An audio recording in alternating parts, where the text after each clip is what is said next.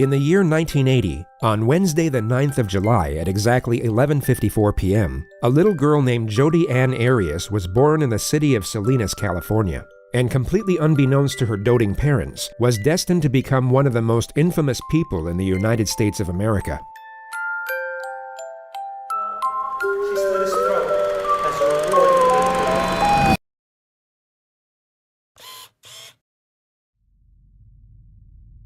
From what we know about her behavioral sequences, and despite what her defense team would later want you to believe, there's virtually nothing in Jodi's childhood that can be linked as a contributing factor to what she would eventually be capable of. The only thing worth mentioning was that she dropped out of high school in the 11th grade to pursue a career in photography, but it went nowhere, so she began working at a hotel restaurant which became her occupation for the next 8 years. In February of 2006, at 26 years of age, she began a new job as a salesperson for a network marketing company called Prepaid Legal, and it was through this occupation where she crossed paths with fellow sales representative Travis Alexander, a 28-year-old practicing Mormon from Arizona, who also worked part-time as a motivational speaker. When you get someone to the briefing, they say no, that counts. When you get someone fully exposed and they say no, that counts. Every time you get one of those, cross one off the list. By the time the 100th one's crossed off the list, you won't be able to spend the money. He was a very charismatic young man, which immediately caught Jodi's attention. They met at a business conference in September of 2006 and began a curious relationship from that point forward. To cut a long story short,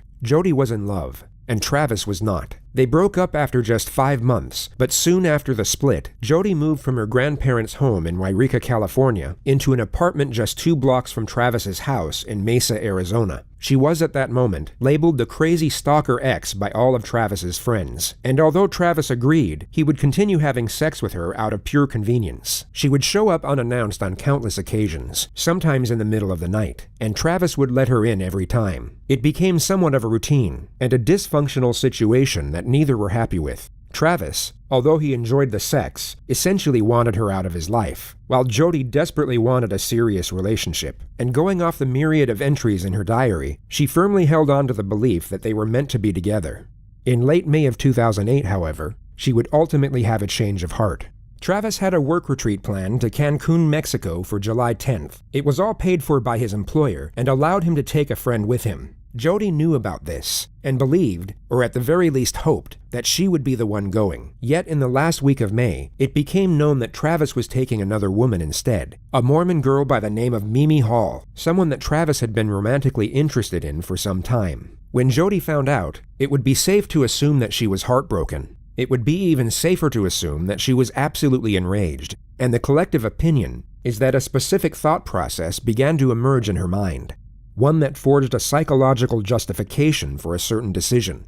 On June 4th, 2008, 6 days before Travis was set to leave for Mexico, Jodi would once more show up unannounced. All we know for sure is that they had sex and took explicit pictures of each other using Travis's new camera. At roughly 5 p.m., Travis would get in the shower and Jodi would begin taking pictures of him using the same camera. Then, moments after this picture was taken, Jodi would stab Travis a total of 27 times. She would also cut his throat and shoot him in the face. During the onslaught, Travis's camera took 2 accidental photographs. The first was taken as Jodi dropped it during the onset of the attack. The second was taken as she kicked it by mistake while moving Travis's body. It showed Jodi's foot and a fatally wounded or deceased Travis. The amount of time that passed from the 2 photographs was 62 seconds. Jodi then spent an estimated 45 minutes cleaning down the crime scene to make sure none of her DNA was left behind. This included wiping down the victim's body with a cup of water and a cloth. She also deleted the pictures from Travis's camera before throwing it in the washing machine. She would then drive back out into the desert and leave Travis a voicemail for the purpose of placing herself away from the crime scene and giving herself an alibi. I know Leslie called you, so I already talked to her, so you can call her back if you want, but it's not necessary. My phone died, so I wasn't getting back to anybody. And what else? Oh, and I drove 100 miles in the wrong direction, over 100 miles, thank you very much. So yeah, remember New Mexico? It was a lot like that, only you weren't here to prevent me from going into the 3 digits, so fun. Tell you all about that later. Also, we were talking about, when we were talking about your upcoming travels my way, I was looking at the May calendar, so I'm all confused. But Heather and I are going to see Othello on July 1st, and we would love for you to accompany us. Let me know, and I will talk to you soon. Bye. End of message. Jody would then drive to another man's house in Utah by the name of Ryan Burns and stayed the night. He would later testify that nothing seemed off about Jody's behavior, only that they kissed and engaged in sexual intercourse. Travis's body was discovered by Mimi and her friends 5 days later, the day before they were supposed to leave to Cancun together. How long were you there trying to get into the house? Just, a couple of minutes. I banged on the door, rang the doorbell over and over again.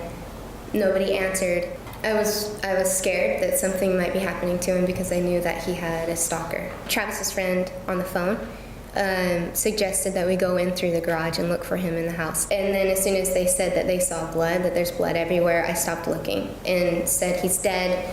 And so immediately I called the police. After the news of Travis's death broke the following day, Jody called the police and offered to help with the investigation. She was then transferred to the lead detective, Esteban Flores of the Mesa Police Department. The most notable detail of the phone call was that Jody agreed to provide a sample of her DNA. Over the following month, forensics were able to uncover the deleted photos from Travis's camera, and despite her best efforts, discovered Jody's DNA all over the crime scene. During this time, oblivious to the evidence that was building against her, Jody would post multiple pictures of her and Travis on Facebook, alongside emotional messages to Travis himself. She even sent his family flowers and a letter expressing her grief over his death. The Mesa Police Department launched their case against Jody on July 15th, 41 days after the murder. Detective Flores would be the one to conduct her interrogation. He had spoken with her once over the phone and was present when she was fingerprinted and swabbed for DNA. The Siskiyou County Police arrested Jody at her grandparents' house at 7:35 a.m. and only said they had a warrant for her arrest without giving further information. She was placed in handcuffs and didn't once ask what she was being arrested for in the 6-minute drive to the local police station.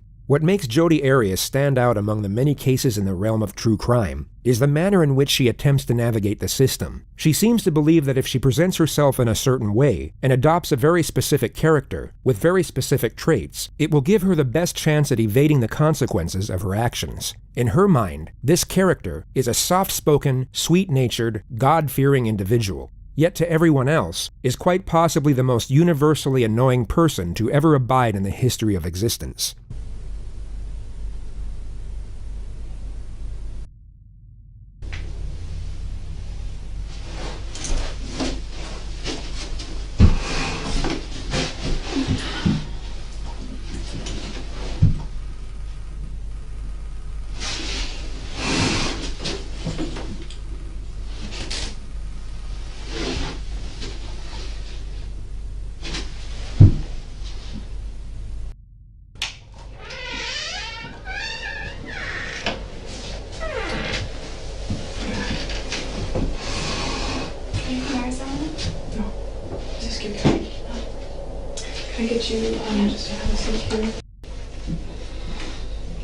In the next moment, Jody will hear Detective Flores approaching the room. She will then abruptly place her head on the table to make it appear as if she's sleeping.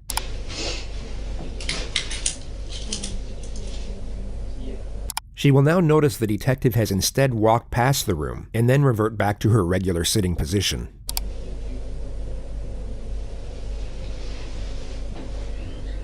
For whatever reason, Jody wants to appear as if she's in a far calmer state than she actually is. She wants the detective to believe that she's relaxed enough to doze off, when she is in fact extremely alert and anticipating his arrival. She places her head back on the table to feign a placid state once more, and you'll notice her left shoulder hovers in what looks like a very uncomfortable position for just over a minute. She then hears the external door open, at which point she takes a deep breath and then fully rests onto the table.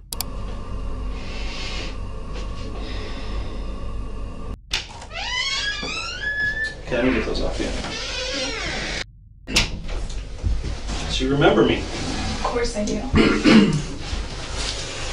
I traveled all the way up here to come talk to you. Because, I've been working on Travis's case ever since it happened. Okay, and I know exactly when it happened, when he was killed. I know a lot of details, and just recently we found quite a bit of evidence, and I'll discuss that with you. The main thing that I'm looking for, though, is answers on why certain things happened, why they went so far, and also to get your statements. Okay. She's been brought to a police station in handcuffs and now just told her arrest is concerning the death of her ex-lover. An innocent person sitting in her position would want immediate clarification as to what exactly is going on. Jody doesn't inquire further, just gently accepts to cooperate after being given a very vague, yet highly accusive clarification of the situation. A lot of details on this case that haven't been released to the public, and not even to Travis's family. And those details are known only by us and the person who did it. Okay, and that's one of the reasons I'm here, is because I believe that you know some of these details. Okay. And I think you can help us. I would love to help you in any way that I can. Okay. Because we're here at the police department, the sheriff's department here in, was it Siskiyou County? Siskiyou. That's what it's called, okay. And you're considered under arrest or detained. You're not free to go. And I'm a police officer. I have to read you your rights, okay? I'm sure you've heard them on TV.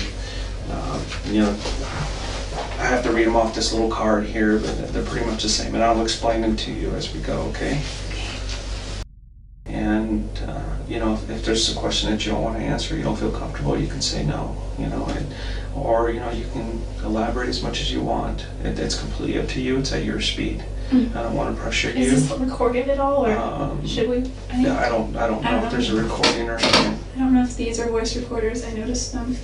If they have video, or if they have audio, or batteries, or what. I don't think they're on. Hindsight allows us to recognize this is simply an attempt to appear innocent. She seems to think that if she appears confident enough to recommend the use of an outdated voice recorder, that it will seem as though she has nothing to hide in the eyes of the detective. But it's just bizarre. If the detective wasn't already certain of Jody's guilt, he would most certainly become suspicious at this moment. Sorry, I'm really cold.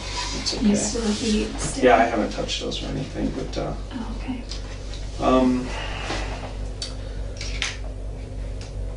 Jody's mind would be racing here, yet she desperately wants her exterior self to appear calm. She's so focused on having this nonchalant disposition that she completely fails to realize her behavior doesn't match the situation whatsoever. She's in a state of hyperarousal while feigning a state of composure, and the end result just looks very strange. It gives reason for her unusual infatuation with a voice recorder, and also for her oncoming sitting position, which really can't be described, only compared to a sea lion peeking over a rock. and they're not on, so what I want to do is just get to the bottom of it. Everybody wants to know, okay? And you know, so I'm going to ask you some questions. You can voluntarily answer them if you want. Okay, is that cool? Yeah, that's Yes. fine.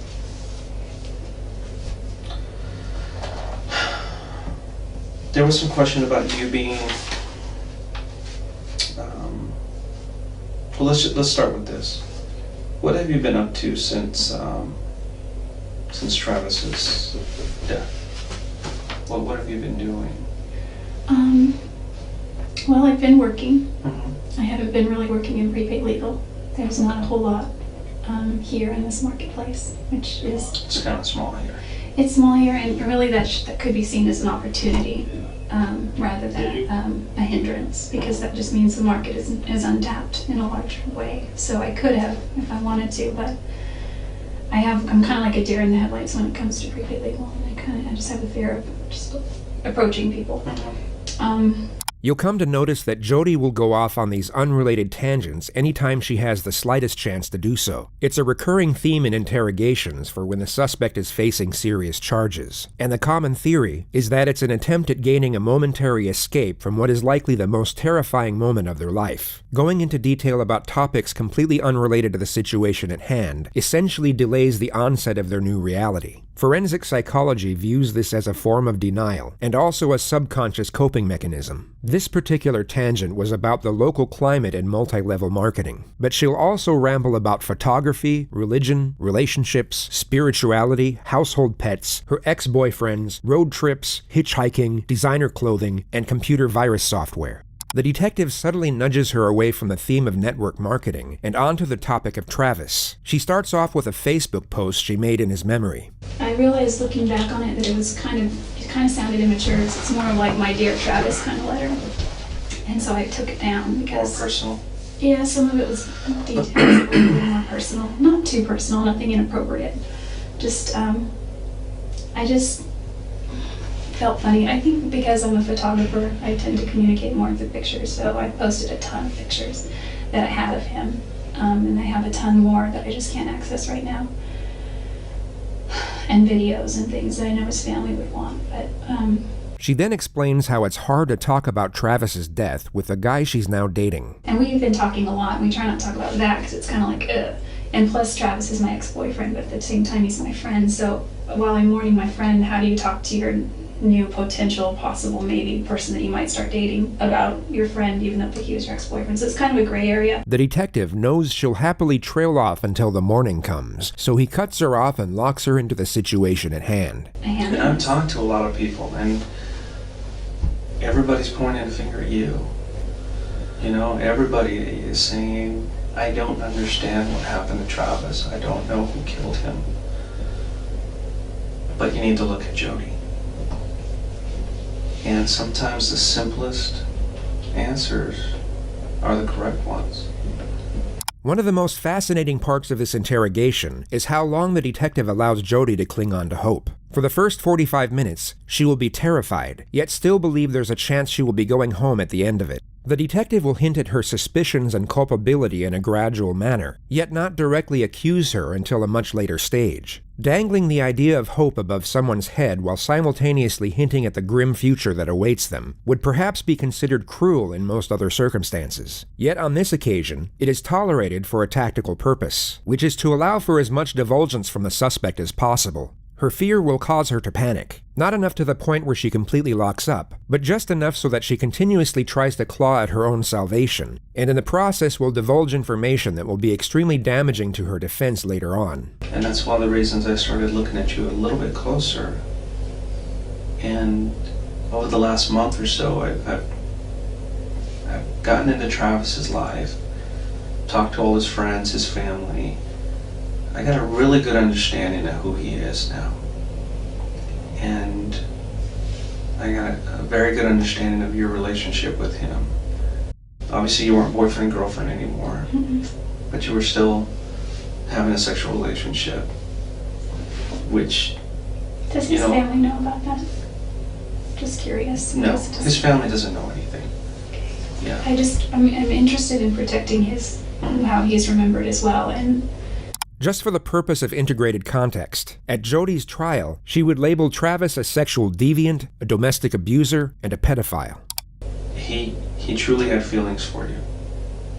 And for some reason, he felt that the relationship between you and him was somewhat unhealthy, but he couldn't stop it. And I assume that's probably maybe the same way you felt about him, or maybe you didn't understand why he didn't believe it was healthy. No, I didn't think it was healthy either, spiritually at least, and probably emotionally, but mostly spiritually. And I think that kind of, once you have something that's not healthy spiritually, it filters through all aspects of your life. Her dialogue alters from spirituality to her work history and then to her finances before moving on to her family. Bear in mind she wasn't asked about any of this. Financially, I wasn't doing well. I missed my family. I moved away shortly after high school, and I come back to visit, but I realized over the years I've missed out on a lot of things. My little brother and sister missed out on just their karate or their baseball or cheerleading or... The detective nudges her back to the subject of Travis once more. He asks if the sexual element combined with his religion was the reason the relationship didn't work. Jody then takes it upon herself to recount her sex life history and simultaneously preach about her own devotion to the Bible. I've had a couple of serious relationships before where I was intimate with a few people, And it's kind of silly, but I used to always joke that regardless of what the Bible says, and yes, I'm Christian, I just live my life by the 10 Commandments, and those are my rules. Da, da, da, da, da. You know, thou shalt not this or that, but it doesn't say thou shalt not fornicate. So I just used to joke about that. We did pray about it. I remember we knelt by his bed once, and surprisingly, he suggested it. Normally, you know, I would suggest that we pray before we go on a trip or before we eat if we're alone. It was kind of unusual for him, huh? Yeah, because he was very resistant to prayer. He's like, so I'd say, will you say a prayer? He's like, why don't you say a prayer? Why don't you say a prayer? Why don't you say a prayer? So we'd go back and forth. Jody, will you say a prayer? And I said, sure. And Travis was like, The detective endures as much prayer talk as humanly possible before shifting the topic once more. He was at a point in his life where he wanted to really start settling down. He felt like he needed to kind of grow up, mm-hmm. you know, become a husband, become a father. Did you guys ever discuss possibly getting married or anything? When we were dating, we did. Okay. Once we broke up, he brought it up. He actually proposed to me a lot of times, but he wasn't serious. Let's move to after the breakup. Oh, okay. What kept you in Mesa at that point? I actually moved to Mesa a few weeks after we broke up. Really? Mm-hmm. And then there was a time period he really wasn't seeing anybody, and then Mimi came into the picture. What did you think about her? I didn't know a lot about her. She seems like a really nice girl. He showed me her picture on Facebook. You know, I don't think she had a lot of pictures on there. He said that he's not sure why, but he's pretty sure that she could be it. Uh-huh. And I was happy for him. I didn't find out about Lisa. This conversation you had face-to-face with him? Yeah, or? yeah, it was in his room. And he had his laptop, you know, just on his bed. Jody is desperately trying to make it appear as though her and Travis were on good terms. But this is just overkill. Jody was labeled the crazy stalker ex by all of Travis's friends, and even Travis himself. The idea that he would show and then discuss any potential future romances with Jody is ridiculous. And I truly believe he does love her still. Oh, he does. Travis had a, he's what you call a player. You know what that means? Yeah. He kind of pulls girls in. Anybody, though. He was reluctant to make a commitment first off. And truly, he didn't think that you were marriage material. And I don't know why not. I mean, I see you. You're a wonderful girl. You're struggling. You're trying to make your way through life, and I don't see why you guys couldn't have made it. I think we have very different philosophies on a lot of ways.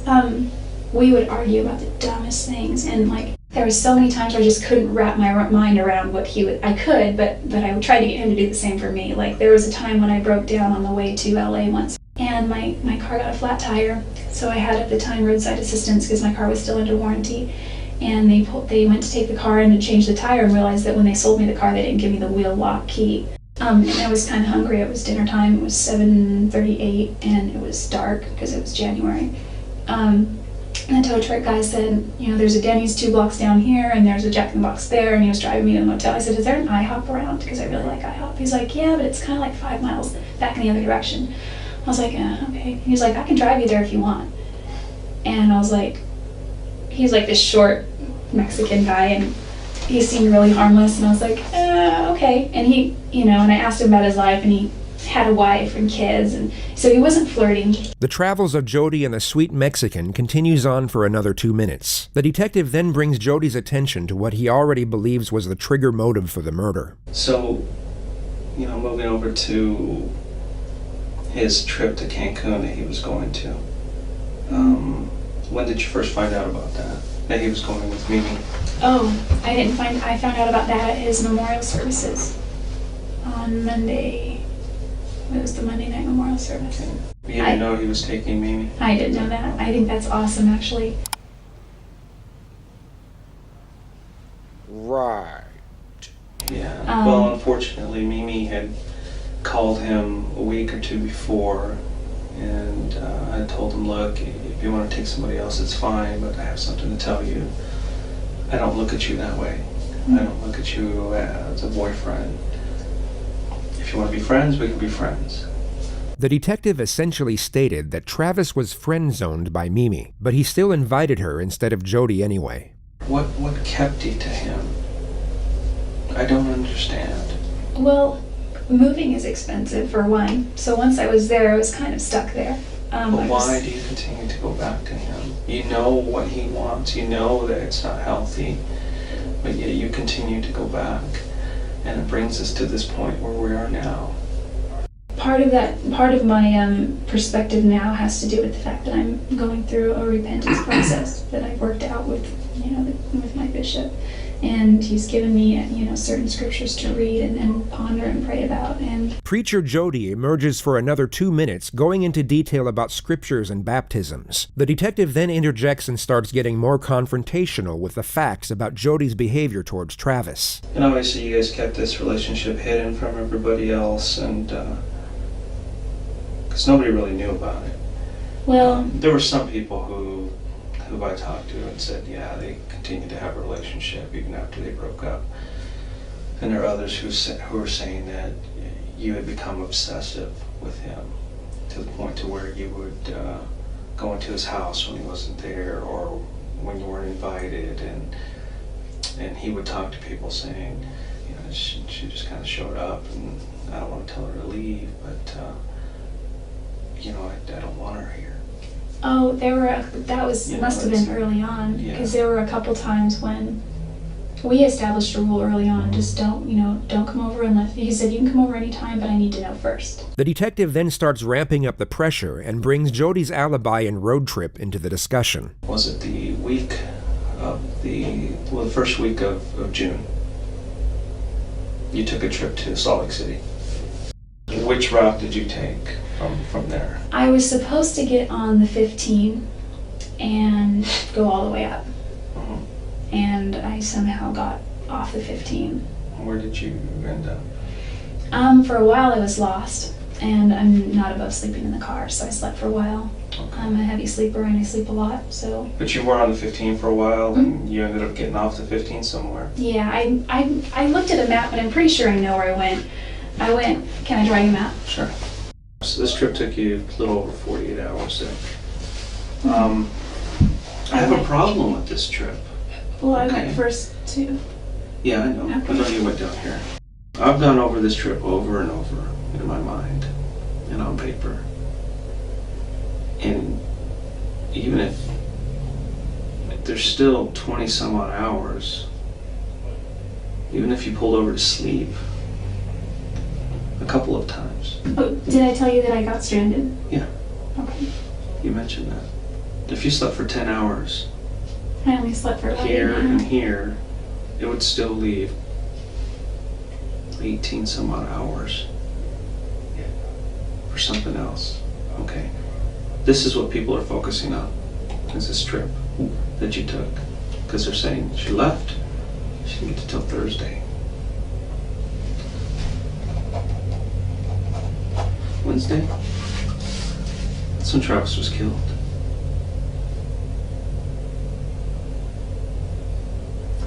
I did not go near his house. Aren't there? I pulled your cell records. Your cell phone was turned off between here and here. Well, I didn't turn it off physically, but it died. And then it magically, I got you it. found your charger here? It was packed under the seat of the passenger side, and it was when I was. When you were lost, you couldn't have maybe pulled over and found it, or? Well, I did finally start looking when I was stranded. I wouldn't have pulled over when I was lost. Detective Flores explains to Jody multiple times over how the trip doesn't make any sense whatsoever, and whether it's feigned naivety or that she literally doesn't understand the concept of time and distance, she pretends to be confused by the allegation rather than actually confront it. This goes on for 3 minutes before the detective confronts Jody with the evidence of the photographs on Travis's camera. But I don't think you're being completely honest with me about that trip. I honestly got lost. It's bad timing. Were you at Travis's house on Wednesday? Absolutely not. I was nowhere near Mesa. I was nowhere near Phoenix. I wasn't even close to him. What if I could show you proof you were there? Will that change your mind? I wasn't there. You can be honest with me, Jody. I was not at Travis's house. Was not. You were at Travis's house. You guys had a sexual encounter, which there's pictures. And I know you know there's pictures because I have them. I will show them to you. Okay? So, what I'm asking you is for you to be honest with me. I know you were there. Are you sure those pictures aren't from another time? Positive. Remember I told you about the camera? Mm-hmm. The card's intact. Remember I told you that card was destroyed? I didn't want to tell you the truth. And I have pictures of you in Travis's bedroom with Travis, pictures of him, and it's obvious you guys are having sex, taking photos of each other, and they're dated and time-stamped on the day he died.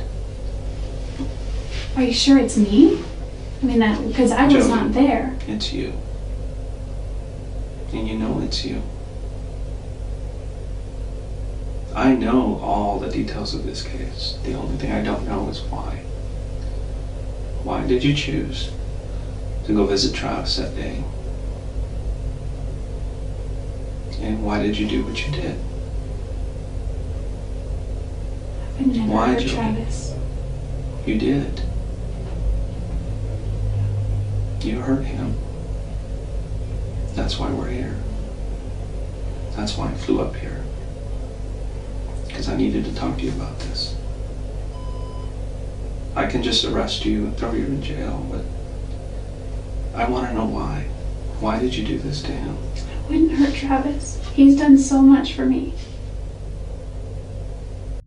I know you took pictures of him in the shower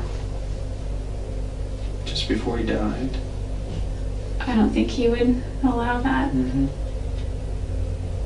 And the camera actually took a couple of photos by accident during the time that he was being killed. Really? Yeah, Jody, really. You were there. Quit playing this game. It's time for you to just come out and I didn't tell know. me. I did not hurt Travis. I did not hurt Travis.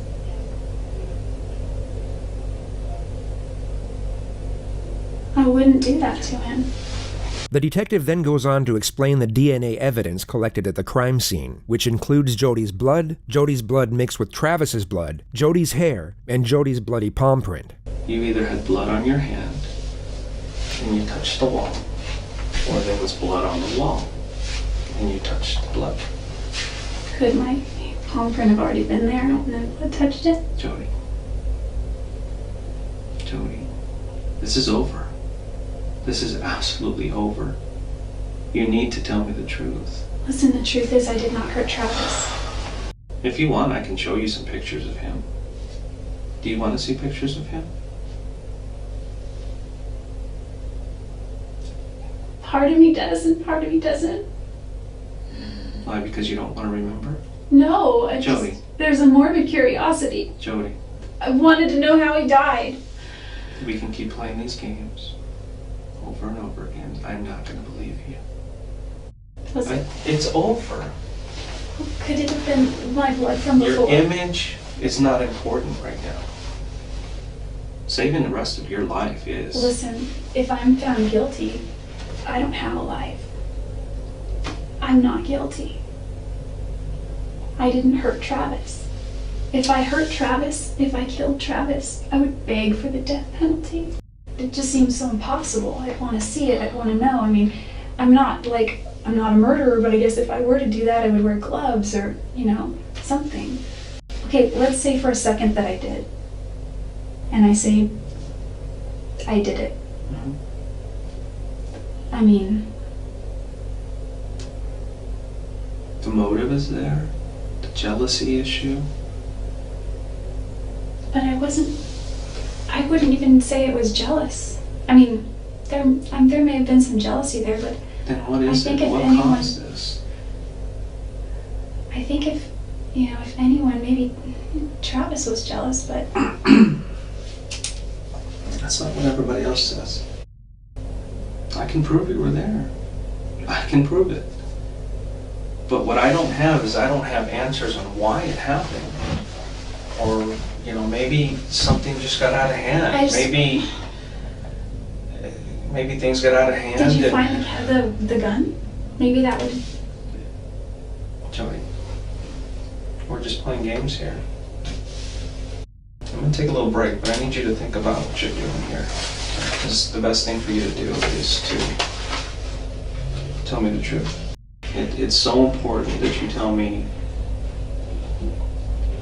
why this occurred, what was going through your mind, and what caused you to do this. I'll let you think about that.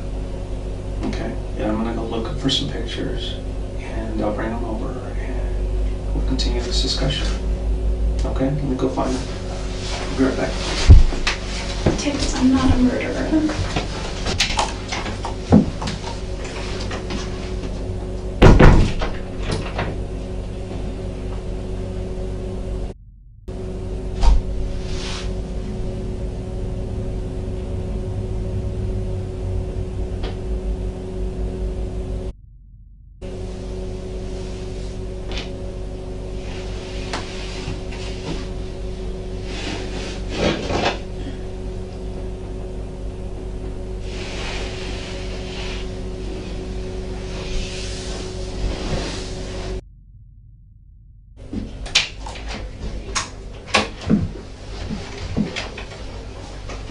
What kind of gun is that?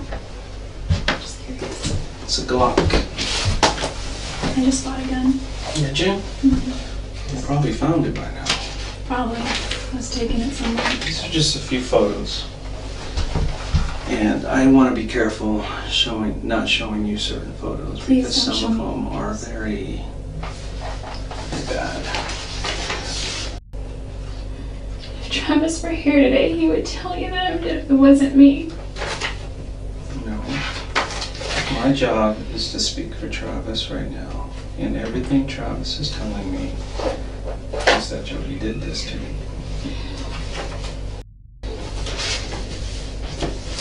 Look at that one. Remember him? Is he naked? In the shower? Yep. Jody is then shown one of the pictures that was taken by accident while she was in the process of murdering Travis. It's your foot, Jody. Those are your pants. No, it's off color because we had to enhance it and the color kind of changes a little bit. That's Travis. This is his bathroom. That is not my foot. Couldn't even recognize Travis. He'd been there so long. Do you have any recent cuts that are healing? Well, my cat scratches me. Little things.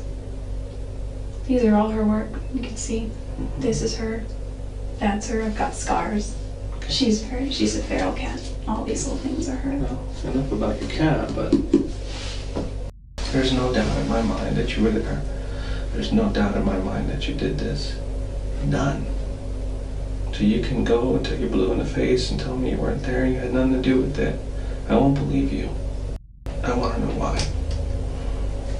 It's killing me inside. I don't know why. Like, there's no reason for it. There's no reason why. There's no reason I would ever want to hurt him. And I have a solid case against you. And I can present it to the judge. As cold as it is now. I don't know why she did it. or I can present it to the judge with your explanation. If I'm found That's not guilty, what true. happens? You'll have to pay the price. Well, what's the price? I don't know. Don't you know what the sentences are? The sentences that are carried for something. It a crime like depends that? on your situation, how old you are, depends on the type of crime. It depends on whether you show remorse or not. And part of that remorse is at least coming clean. When somebody doesn't come clean, I don't see any remorse.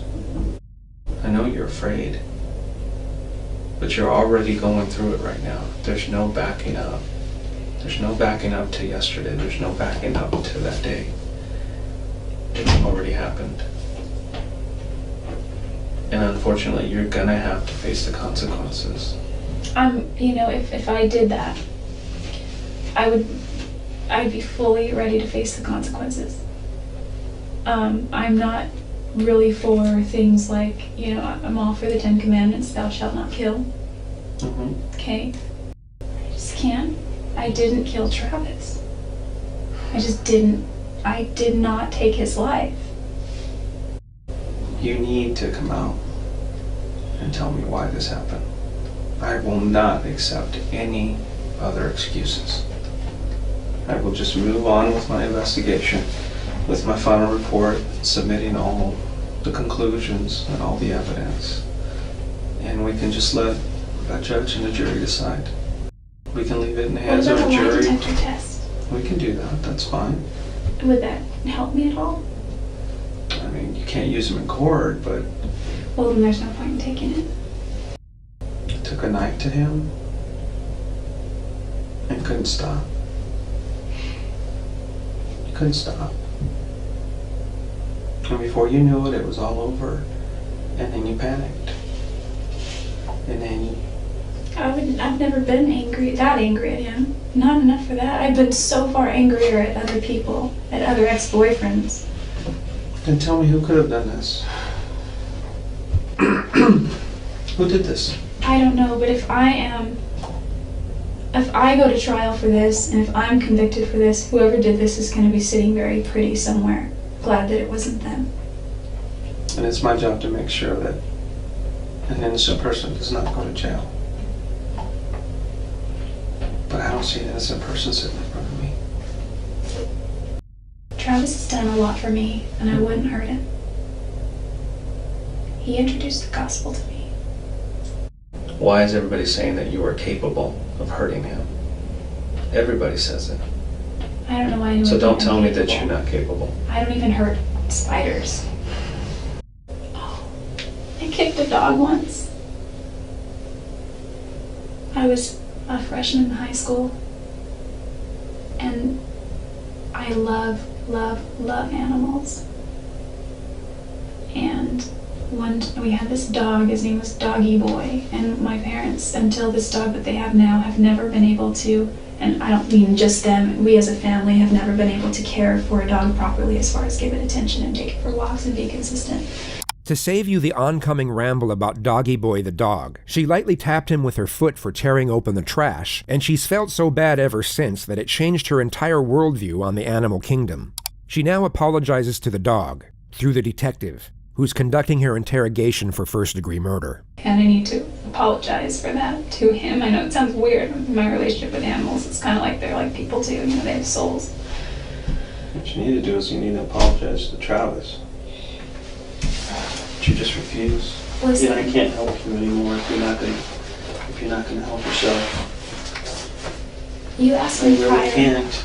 I can't, Jody. It's fascinating to observe how fast she can switch from one emotion to the next once she realizes a particular strategy hasn't worked. The attempt at elevating her character by expressing how much she cares for spiders and pets hasn't seemed to have any effect on the detective, so she then switches her disposition from sorrowful to analytical, as she once more tries to manipulate his perception of her. If I did anything that had anything to do with his death in any way, It's not if to me. I wouldn't. It's not if. It's not if at all. Well, to me it is. I would be more than remorseful. Is it maybe something you're blocking out of your head? I don't think so. I mean, I tend to write everything down. I just finished the book, The Road Less Traveled. And he said, the true definition of sanity is dedication to reality at all costs. Well, this is definitely reality. We are sitting here inside of an office, the sheriff's department, and you are facing first-degree murder charges. What is the And difference? you are going to be booked into jail, and eventually you will be brought back to Arizona, and you will stand trial. That's the reality. And once you realize that, I think you'll be better for it. I've had worse issues with other people. They're all still alive. I'm still friends with my ex-boyfriends. They're all still alive. You know, I've been doing this a long time. And there's one thing that I can never get out of my head. Ever since the first day I talked to you. There's an old saying that, you know, someone's just not acting right. Look into it. You have not acted right from day one. You're just not acting right, Jody. You're acting like somebody who's guilty. How so?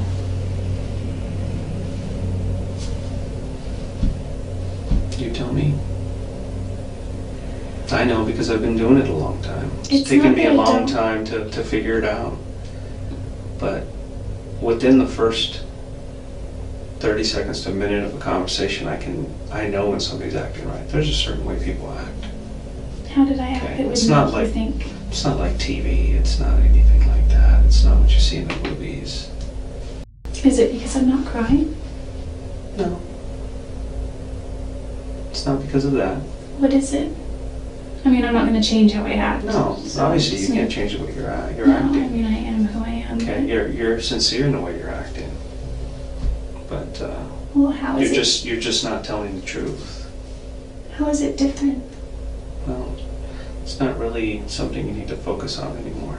After Jody failed her attempts to extract inside knowledge on the best way to behave in order to appear innocent, she then attempts to explain why she hasn't been able to appear innocent. It's not that I'm not remorseful that he died. The reason I hesitate is because maybe this is something that's wrong with me psychologically, is I think of the butterfly effect. And it's like, you could say that the guy pumping gas down at the gas station could have potentially, because you see all these movies, these funky movies where it's like this affected this, which affected this, which affected this, Well, if he had never done this. I know if you had never met him, he'd probably still be alive. That's true. Yeah, but that's because you killed him. No, I just can't admit to something that I didn't do. If it would help my case and give me an easier sentence, I know that people plead guilty for those things. No, and I don't want you to do that. That is the absolute last thing I want. I wish that I had answers. I'm sorry. There's just no reason. There's just no reason. There's no good reason why this happened. There's never a good reason why somebody dies like this. This seems to be the moment Jody fully confronts the reality of her situation. The anguish she has over her own fate will become visible, yet she will now disguise this anguish as grief over Travis's death. She does this by posing a question. How many times was Travis stabbed? More than I want to remember.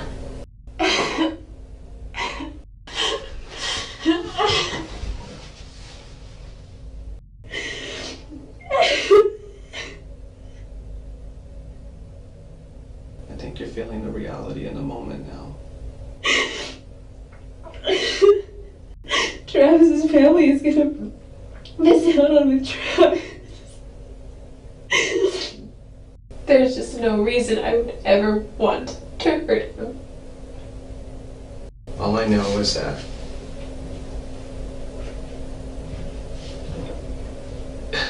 I need a story or else it's just cold. It's so cold. But without the truth, I can't paint another picture. And it's going to be up to the prosecutor to paint that picture. And if you want that prosecutor, and I've met him, and you don't want him painting that picture. I have to maintain my innocence. I can't admit to doing something that I haven't done. There's just no Well, I reason. have more work to do. Can you give me a rundown of what's going to happen from here when you leave? Yeah, you're, Like, just today, for example. well, you'll probably be taken across the street to the county jail. You'll be processed through there. This is a really trivial question, and it's going to reveal how shallow I am. But before they book me, can I clean myself up a little bit? You're gonna be taken the way you are. I can't give you anything else. Do I have to go in handcuffs everywhere? Mhm. That's just procedure. Whether you wrote a bad check or you're facing murder charges, you're gonna go in handcuffs.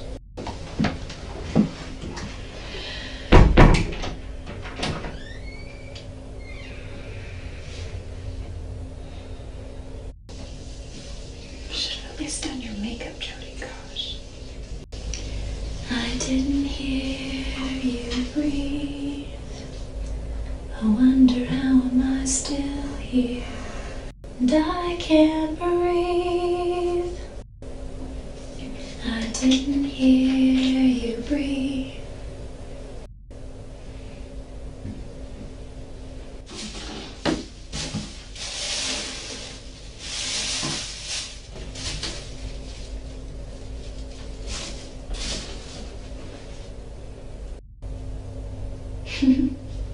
Goodness.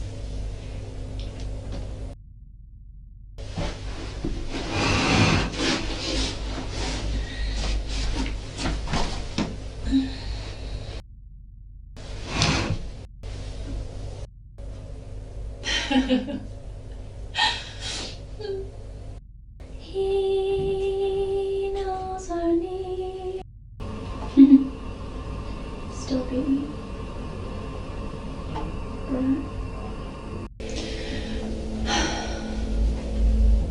Jody was then taken to the county jail and charged with the murder of Travis Alexander. She stayed there overnight, and it would be a total of 16 hours before she was taken back to the Siskiyou County Sheriff's Office. Her second interrogation commenced at approximately 9:30 a.m.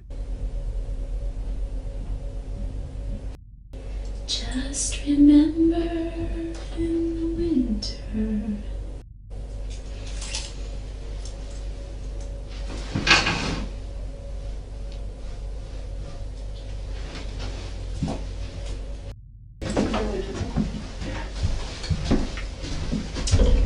All right.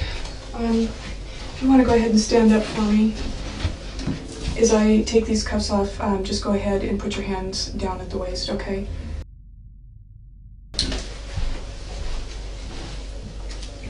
The game plan for this second interrogation will be a lot more strategic. Investigators will have studied the footage the day prior and will now have a greater understanding of Jody's personality. The initial tactic is for Detective Blaney to criticize and berate the suspect's character while simultaneously reinforcing fear and apprehension. She makes it very clear from the offset that the suspect's fabricated naivety and sickly sweet persona will not work on this occasion, and Jody's self-esteem will be broken down in a manner that would typically be considered bullying or abuse under different circumstances. This is done so that when Detective Flores returns, it will be a welcome relief, and an immediate rapport will then be attained, which in turn will make the suspect far more likely to cooperate. It's a derivative of good cop, bad cop, and the two investigators execute this technique in a near-perfect manner. Detective Blaney's time with the suspect is essentially a non-stop psychological onslaught, which is sometimes executed in a passive manner, while other times in a far more direct manner. During the latter stages of the bad cop procedure, Jody will be asked if she would prefer to speak with Detective Flores instead. This question is posed a total of 5 times, and only on the 5th time will Jody finally give in and admit that she would. This will give her the impression that when Detective Flores finally returns, it was all her doing, rather than a calculated and prearranged strategy. Okay.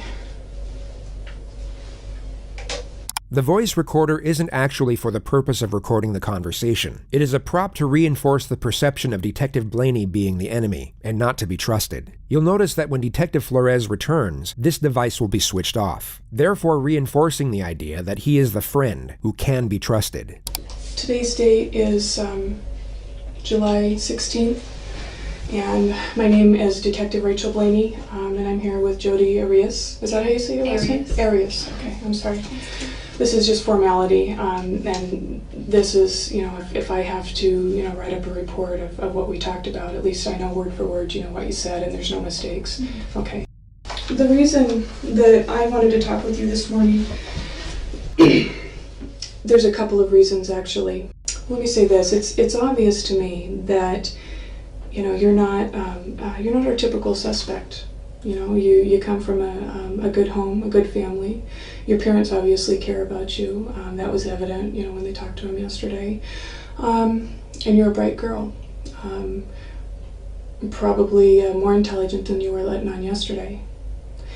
And there's no question in my mind or any of the other investigators' mind that you were the person that took Travis's life.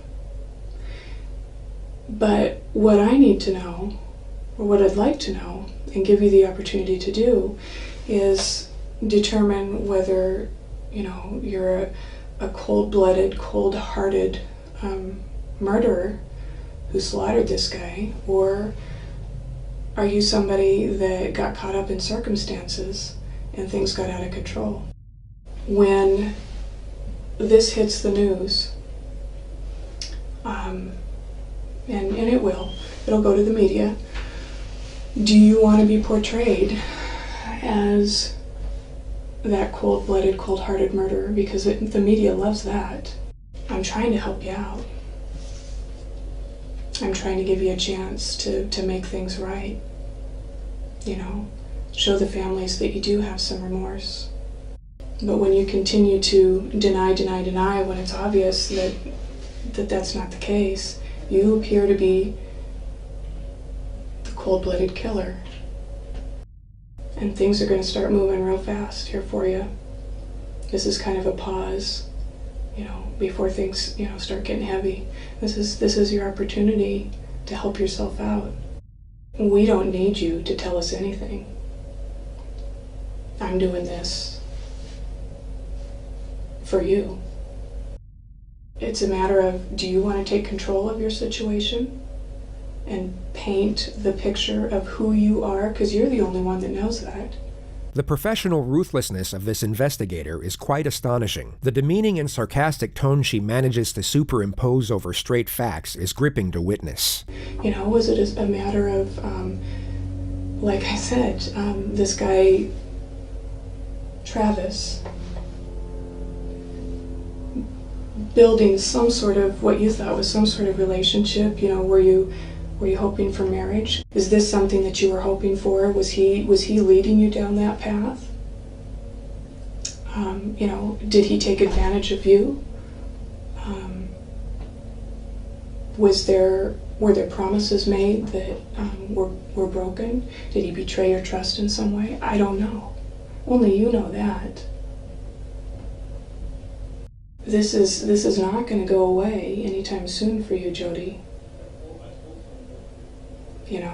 You're a young woman, just starting your life.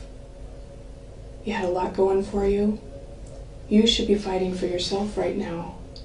And you let this eat at you, and it's going to destroy you or change you in a way that you wouldn't want.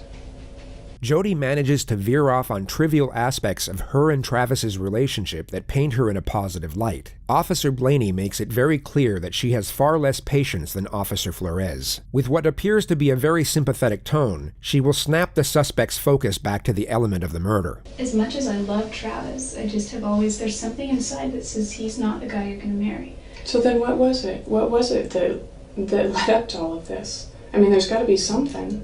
So I honestly don't believe that, that you're cold-hearted and you would just go and just, kill somebody on a whim. That doesn't fit your profile. So what was it that led up to that? You tell me. You tell them. You tell, Travis's family. I'm just trying to fill in the holes there, and just kind of guessing about the emotions.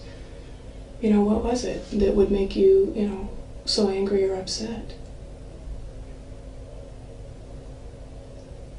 Once Jody is forcefully brought back to reality, she all of a sudden has nothing to say. The passive yet disparaging tone of the detective must be a very hard thing for an individual to have to sit there and take, especially someone who has used their fabricated sweet nature to their advantage most of their life in order to avoid these types of situations. And if you're smart, you'll realize that, you're not going to get a whole lot of other chances to do this, probably none. Once the wheels start turning, they move real fast. And you will be out of control then. I'm a spiritual person myself, and I don't think that I would want that, inside of me. I wouldn't want all of the ugliness of the lies inside of me. Take a minute just to think about what I said.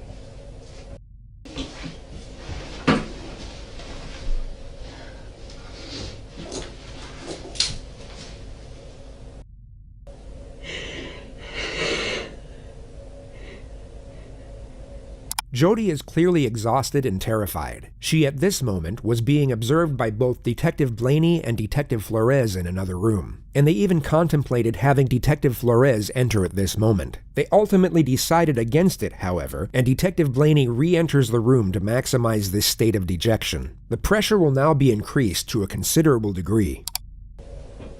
Maybe I did have a wrong picture of you. All of this time that you and I have been talking, and I got information from your other interview, you are talking about insignificant things at this point. You're talking about money, you're talking about material things, you're talking about everything but... I'm just talking you're about talking things about that just affect the people I care about. You're talking about everything but how bad you feel about Travis. You only respond to my questions. If I murdered Travis, I would be very remorseful. I think that I've gotten the wrong picture of you. I think that, maybe I was wrong. Maybe you are that cold-blooded person that they're trying to portray. And, I'm just really confused. At this point, maybe you're right. Maybe there isn't anything that you can do to help yourself. Maybe I was wrong. Maybe you're not as intelligent as I thought you were. Maybe I was wrong. I don't know what else to do for you here, Jody. I'm kind of at the end of my rope. You're not going to get a whole lot of people that are trying to help you out along the way beyond this point. And what I'm hearing is somebody who doesn't give a rip about what happened. I'm hearing somebody that's worried about money, your appearance, everything about you. I don't hear anything about Travis unless you're specifically asked. How do you think that looks? Listen, I don't care so much. No, you listen. You are not grasping the reality here, Jody. You are acting like the person that I portrayed, the ugly, cold-blooded murderer. Every time Jody breaks down, the detective immediately focuses on Travis's family. She makes it abundantly clear that she has absolutely no sympathy for the suspect despite her best efforts. I know Travis's family is struggling with why, and that would be the one thing that would give them closure. They may never like you, but I think that they would be appreciative of why their son's life was taken. I know if it was my child, that's what I would want. And I know that you're not a mother, but all women have those mothering instincts within them. And I think that you can understand that, what I'm saying. Was I off base, Jody?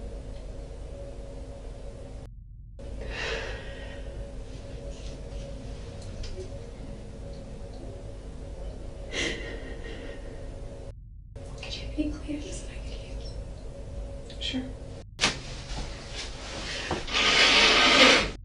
I understand that you're a very private person. Everybody has said that, and that's glaringly apparent. But all your business is going to be out in the open right now, so there's really nothing to hide from anymore. You know what I mean? And do you think at this point that your pride matters more than Travis's family's grief? This is your chance to make at least something right. Even if it's on a small scale, it's a big deal to his folks. This is your opportunity to make right on some of your selfishness. I wasn't angry at Travis. Everyone keeps saying whoever did this was so angry. Then what were you?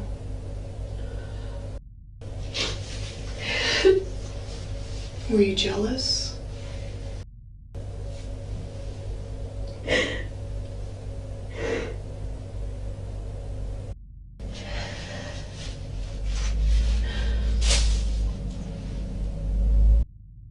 Was he expecting you to come over that day?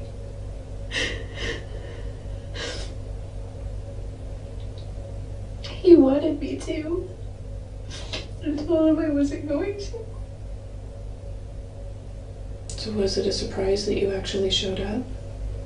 Jody prepares to set off on another tangent about photography, but gets shut down right away. The detective doesn't allow her thoughts to keep wandering off on something unrelated as a means for attaining a brief distraction from reality. I got pictures of him once shaving, and then he was already weird about that.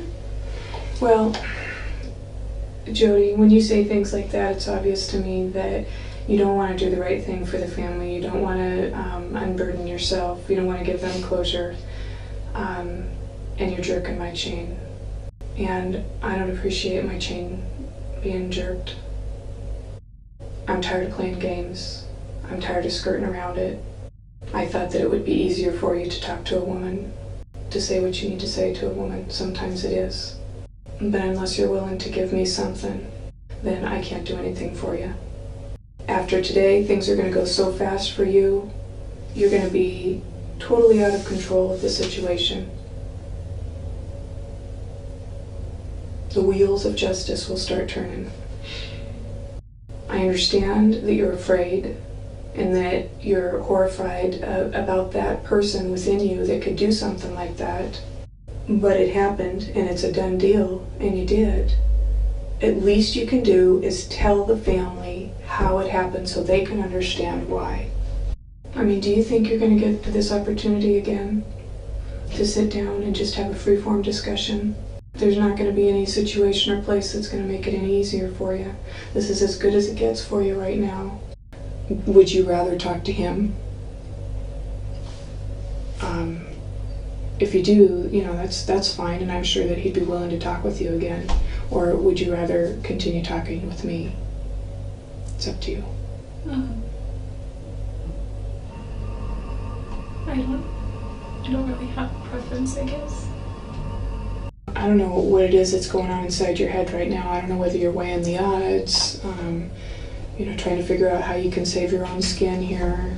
Don't you think that it's going to make just a little bit of difference inside yourself as far as that closure goes, if you know that the family at least has something? And if you're not going to do that today with me right now, I'm just going to send you back across the street. Because we've been in here for a while. And I don't have, the entire day. I guess my patience are running a little thin. And if you think you're feeling grief over this whole incident, think about how they feel. For once, think about somebody else. And if you want to talk to Detective Flores as opposed to me, you can do that. Like I said, I thought it would be easier for you to talk to a woman. I kind of do want to talk to him because he has been in contact with with Travis's family a lot. Okay. I don't know if that would make any difference, but I know that he already talks to them on a regular basis. Yeah, and I'm sure that, he has somewhat of a relationship with them. So I'll go see if he's... Yeah, I'm not trying to stall or anything, but I've got to go to the bathroom again.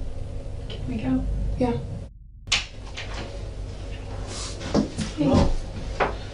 Rachel called me and told me that you wanted to talk to me. Are you doing okay? It doesn't matter how I'm doing. It does to me. Thank you, but it doesn't matter. What matters is how his family is doing. I told you yesterday I've been doing this for a long time, and you're absolutely right. You know, the person's family who was hurt, they're obviously hurting. But there's a second family that hurts as well. And in this case, it's your family. The objective of good cop, bad cop seems to have worked. A higher level of trust and rapport seems to now be established. Jody pours out her emotion as the detective offers a sympathetic and understanding tone. But then something very interesting happens. Once she composes herself, she for some reason requests to see the photos of Travis. Not before, but after he was murdered. Many could think she is attempting to gain some sort of depraved satisfaction from seeing them. Yet going off how the rest of this interrogation plays out, it's more likely that she is trying to gather information, or at least confirm something in the photographs, before she amends her new narrative. This is more of a selfish reason. I think it might give me some sense of closure. I know it's kind of morbid. I don't even think I really deserve closure. What is it you want to know about the photos?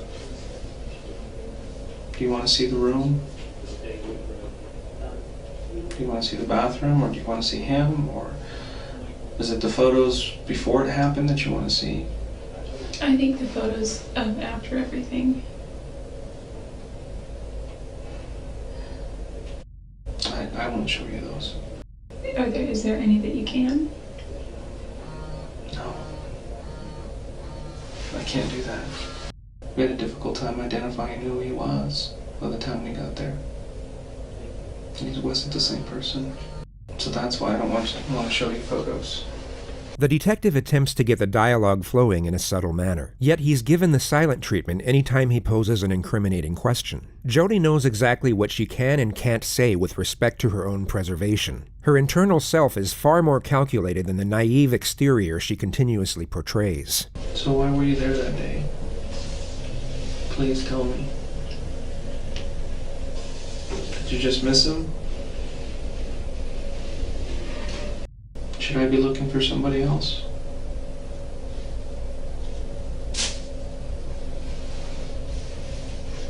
Was there anybody else with you besides you and Travis? Are you protecting somebody else? The detective allows for extended periods of silence. Only Jody will know for sure what she was thinking, yet one could safely assume she is desperately constructing her new narrative during these moments. Trying to just figure it out. I'm just trying to think. What happened to me today and from here on out if I just told you every single detail that I know? And I gave you a confession? Nothing else changes. It just speeds up the process.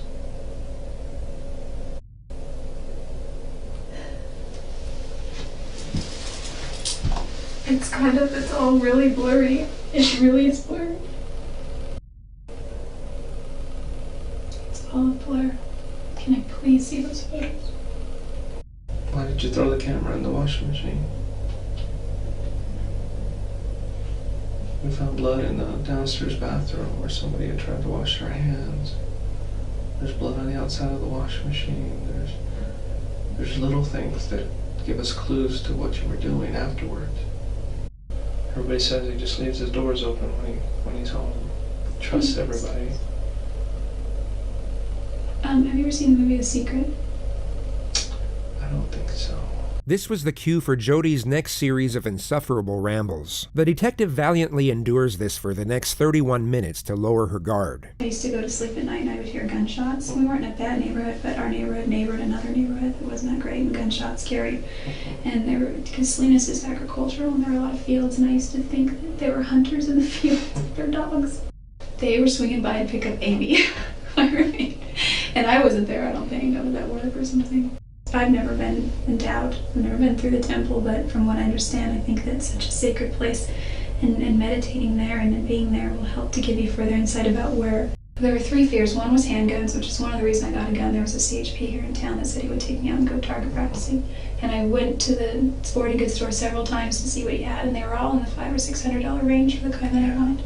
So they were too expensive, but then there was this one, it was cheap. Jody's dialogue eventually winds up on the subject of Travis, and how Travis was private about the shower. The detective seizes the moment to catch Jody off guard. He subtly poses a highly incriminating question in a jokingly manner. He was very private about the shower, Is that why you were taking pictures of him in the shower? No, no. She doesn't deny she was there, only that she wasn't taking the pictures for that particular reason. She doesn't refute what is essentially an accusation, only a part of the context within it. This seems to be the moment where Jody realizes the holes in her story are beyond repair. She has to admit she was at least at the scene of the crime, and will now start to scramble her thoughts to garner the most self-preserving storyline. Trying to get back at him. No,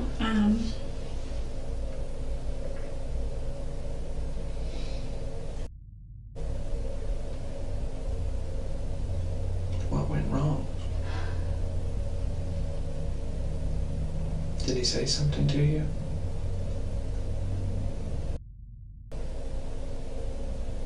What did you do?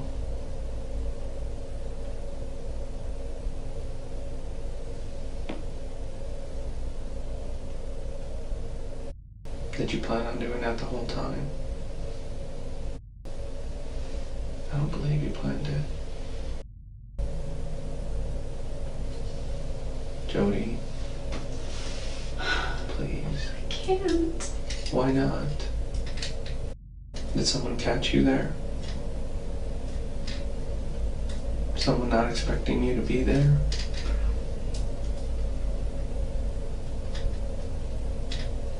They would have seen my car. Then who was it?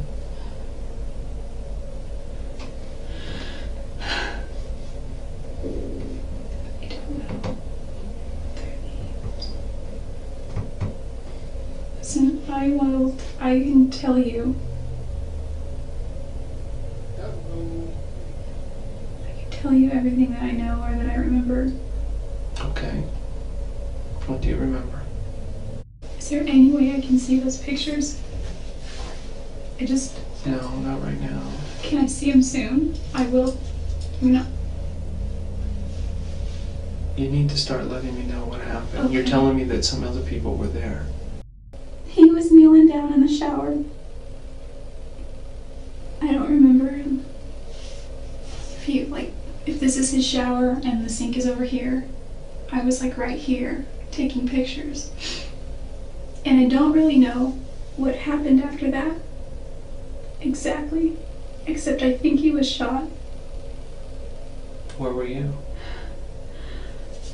If this is his shower, and he's sitting here, I was if this is his shower, and he's sitting here, I was right here on my knees, and his bathtub was right here, and I was taking him here, and I was just going through the pictures, and I heard this loud ring.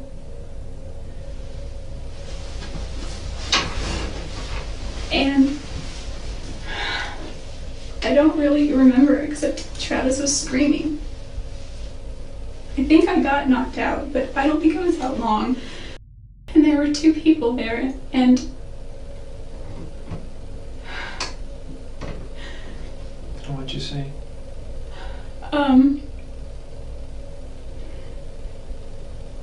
I remember putting my hand on his back because he was on all four of his knees. He was on his knees like this, doing something like this or something I don't know. And I was like, are you okay? What's going on? What's going on? He's like, go get help, go get help. And I said, okay. And I turned around. There were two people there. One was a guy and one was a girl. I couldn't tell that at first, but I could just see one was a girl, and I assumed the other was a guy because their build, and then their voices. Travis was screaming the whole time. He wasn't screaming like a girl. He was just like he was in pain, like he was shocked, you know. What happened, Jody?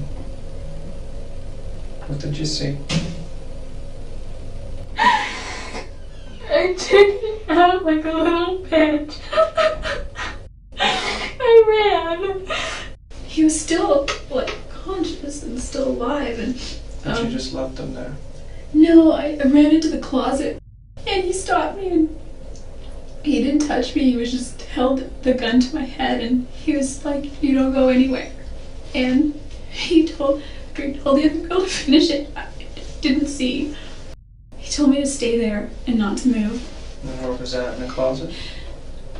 No, it was She describes that the male stopped her from leaving, and then goes into detail about how her phone wasn't charged and how she forgot her phone charger. She then describes how she valiantly tried to save Travis from the female attacker. She was over him and I just rushed her and I pushed her. In the next moment, she will state that the assailant comes back when she never went anywhere to begin with. I got Travis and he wasn't like standing up really. He wasn't really doing much, and I was trying to get him, and she came back. I got him kind of far, like right here. She came back. He was starting to just get weaker and weaker. And this guy came back in. And she said that they needed to do me too because I was there. And he's like, "No, that's not why we're here." From what you're telling me, she was the aggressive one and he was the more passive. Yeah, I mean, there was definitely aggression as far as, I mean, I don't know what you define aggression by, but like there was definitely a sternness. So it seemed like they knew him, obviously. Yeah, but he didn't seem to know them. I mean, he was a little out of it, plus they had masks on anyway, but he didn't express any kind of recognition. I couldn't talk. The detective takes her back to the moment she tried to save Travis from the female attacker. So I wasn't sure. I just knew I had to hold on to her hands because she had a knife. What hand did she have it in? She had it in this hand, but well, her right, I guess. So Right.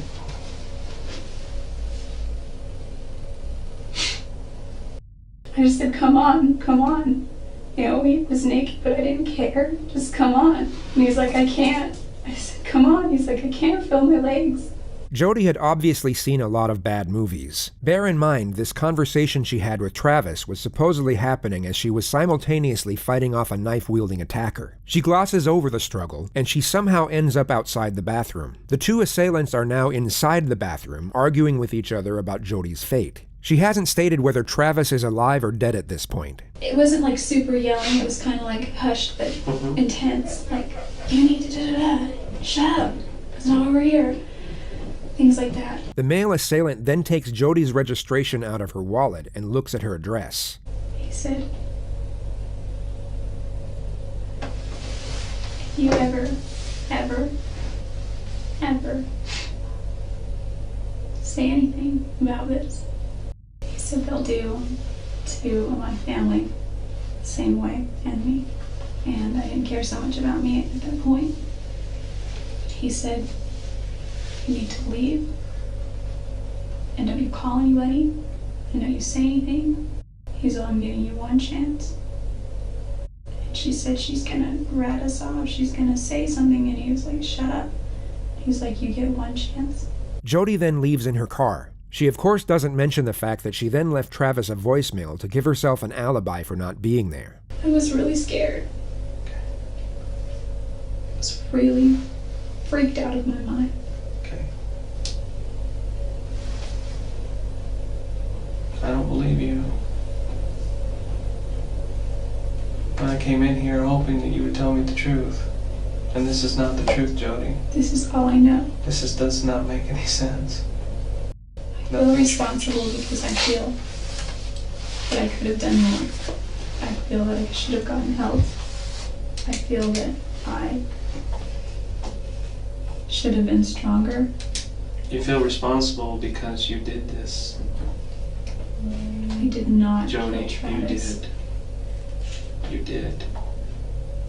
And there's nothing you can say that'll change my mind at this point. This is an elaborate story which does not make any sense.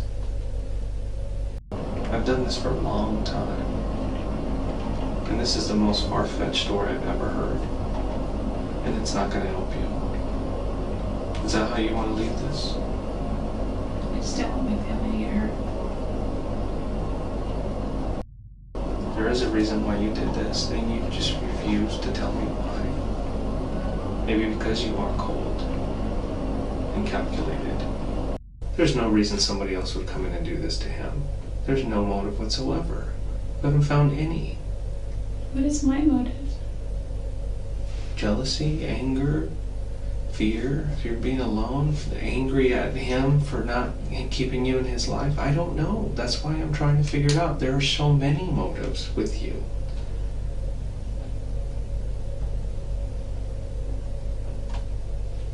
Too many.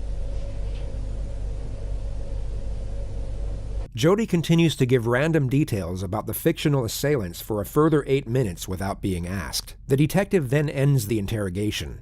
One was male, one was female. They were taller than me. Not by a whole lot. Okay. Are you ready to go back?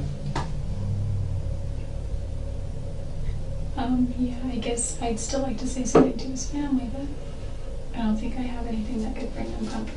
Okay. Maybe I could write them a letter.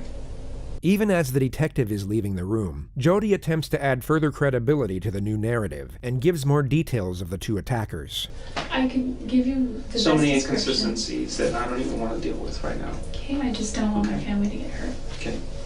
They won't get hurt. You're hurting them right now by not telling me the truth. That's what you're doing. Okay?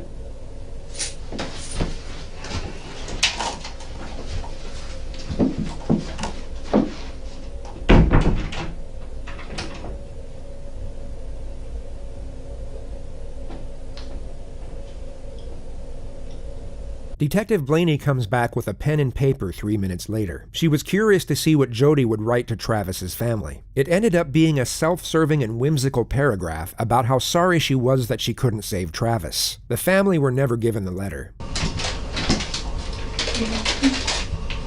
Jody completely dissects and carefully examines the ham and cheese sandwich before she eats any of it, and as you've probably guessed by now, continues to behave in a rather unusual manner.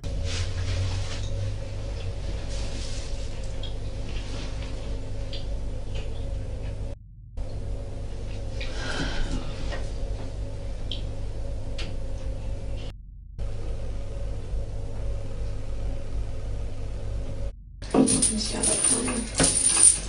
Okay. You ready to go? I think so. I guess that's really all I needed. Sorry. Don't roll the tape yet. Why was he a good traveling companion? Oh, he was a great traveling companion for many reasons. Traveling with Travis was kind of like traveling with your own personal comedian or serenader. Jody not only stuck with her story about the assassination squad, she doubled down and agreed to every media request that came her way. She also stuck with the soft-spoken, sweet-natured, Jesus-loving character that wouldn't hurt spiders, let alone human beings. But she once again fails to realize this fake disposition doesn't match the situation whatsoever. If you were sitting in a squalid jail, wrongfully accused of murder, and as a result facing life in prison or even the death penalty, you wouldn't be acting like this. She's trying to come across as the innocent girl next door, but she just looks like a terrifying lunatic. To know that he was stabbed some 27 times and shot once in the left cheek. Who could have done this to him? I don't know. Who do you think killed him? I have no idea. Jody, you're pretty calm sitting here. How are you managing to stay so calm? Through my faith and through the knowledge of my own innocence. That's the only thing. I would be shaking in my boots right now if I had to answer to God for such a heinous crime. Jody Arias killed Travis Alexander. There is no question about it. This is Jody's defense team, and what you just saw was the very beginning of their opening statement on the first day of her trial. The date is January 2nd, 2013, exactly 4 years, 6 months, and 2 days after Travis was murdered. The $1 million question is what would have forced her to do it. They must have figured the assassination story wouldn't go down well with a jury, especially when confronted with the many steps Jody took to get away with the murder. So the narrative has now changed for a third time, and the defense have to come up with a plausible explanation for Jody's trail of deception. The hole she had dug herself into was exceptionally deep, and her attorneys are now crafting the rope to pull her out. Jody did not always tell the truth about what happened that night. She was scared.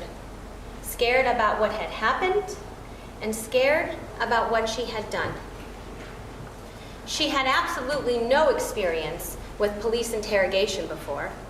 You don't say. And so when they talked to her, she wasn't always truthful. Her fear and her panic about what had happened led her to tell different stories. Throughout this trial, you will learn more about Jody Arias.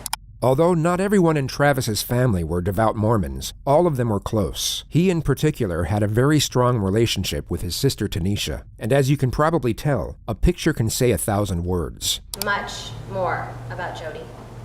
You will find that she is an articulate, bright young woman who is a very talented artist and photographer. And so what would have forced her to have to take Travis's life on that awful day? In order to answer that question, we have to go back to the beginning. The bulk of the defense's opening was to paint Jody as the naive victim and Travis as the calculated villain. Being a Temple member and an executive director of Prepaid Legal, outward appearances would be very important to Travis. And so while he continued this facade of being a good and virginal Mormon man, he was inwardly dealing with his own sexual issues. And in Jody, he found somebody who was easily manipulated and controlled. Someone who would provide him with that secretive sexual relationship that he needed.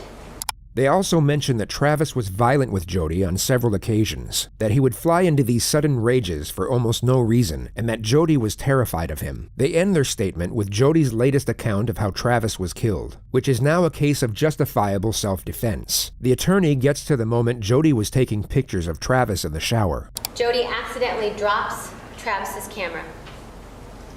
And as that camera was falling, that was enough for Travis, because he lunged at Jody in anger, knocking her to the ground in the bathroom where there was a struggle.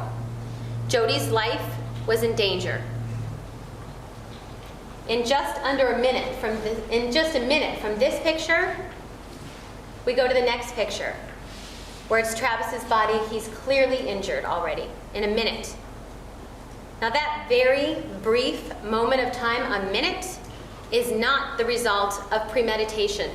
In that 1 minute, had Jody not been forced to defend herself, none of us would be here. In that 1 minute, had Jody not chosen to defend herself, she would not be here. This is not a case of whodunit. The person who done it, the person who committed this killing, sits in court today. It's the defendant, Jody Ann Arias. And the person that she done it to is an individual by the name of Travis Victor Alexander, a former boyfriend of hers, an individual that she was in love with, an individual that was a good man, an individual that was one of the greatest blessings in her life. And this love, well, she rewarded that love for Travis Victor Alexander by sticking a knife in his chest. And you know, he was a good man according to her.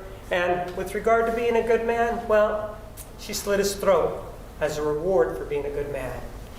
And in terms of these blessings, well, she knocked the blessings out of him by putting a bullet in his head. She took the knife and began to stab him when he was in that defenseless sitting position.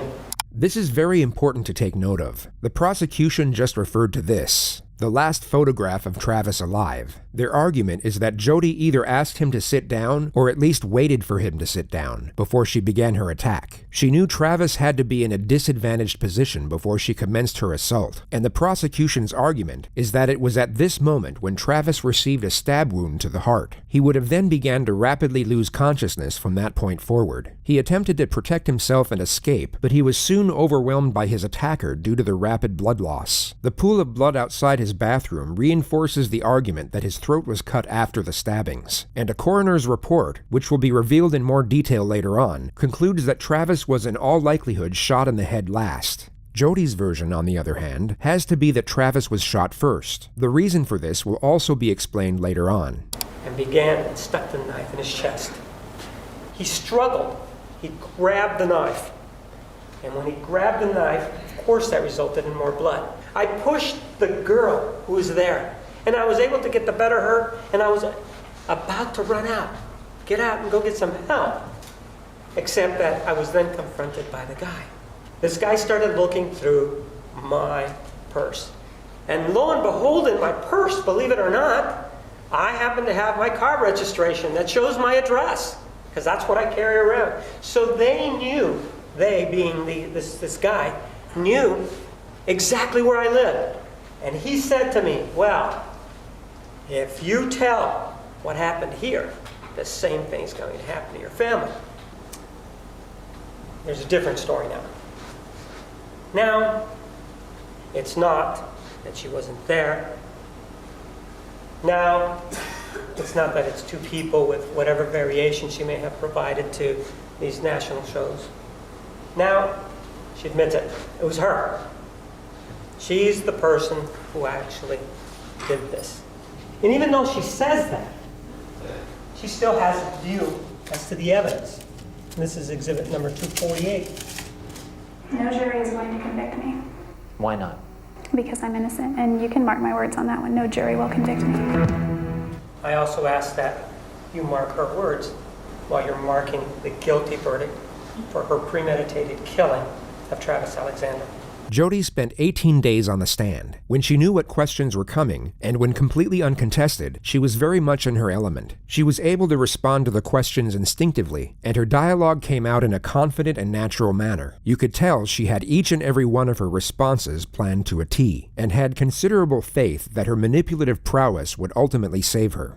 I don't know why, but they were Spider-Man, and... At this point in the trial, the defense had already detailed how Travis was physically abusive, sexually overbearing, and a deep-seated pedophile. Jody stated that she caught him on his computer looking at images of children, and that Travis had even asked her to wear Spider-Man underwear during sex. The next segment is Jody's supposed theory as to why Travis had such a request.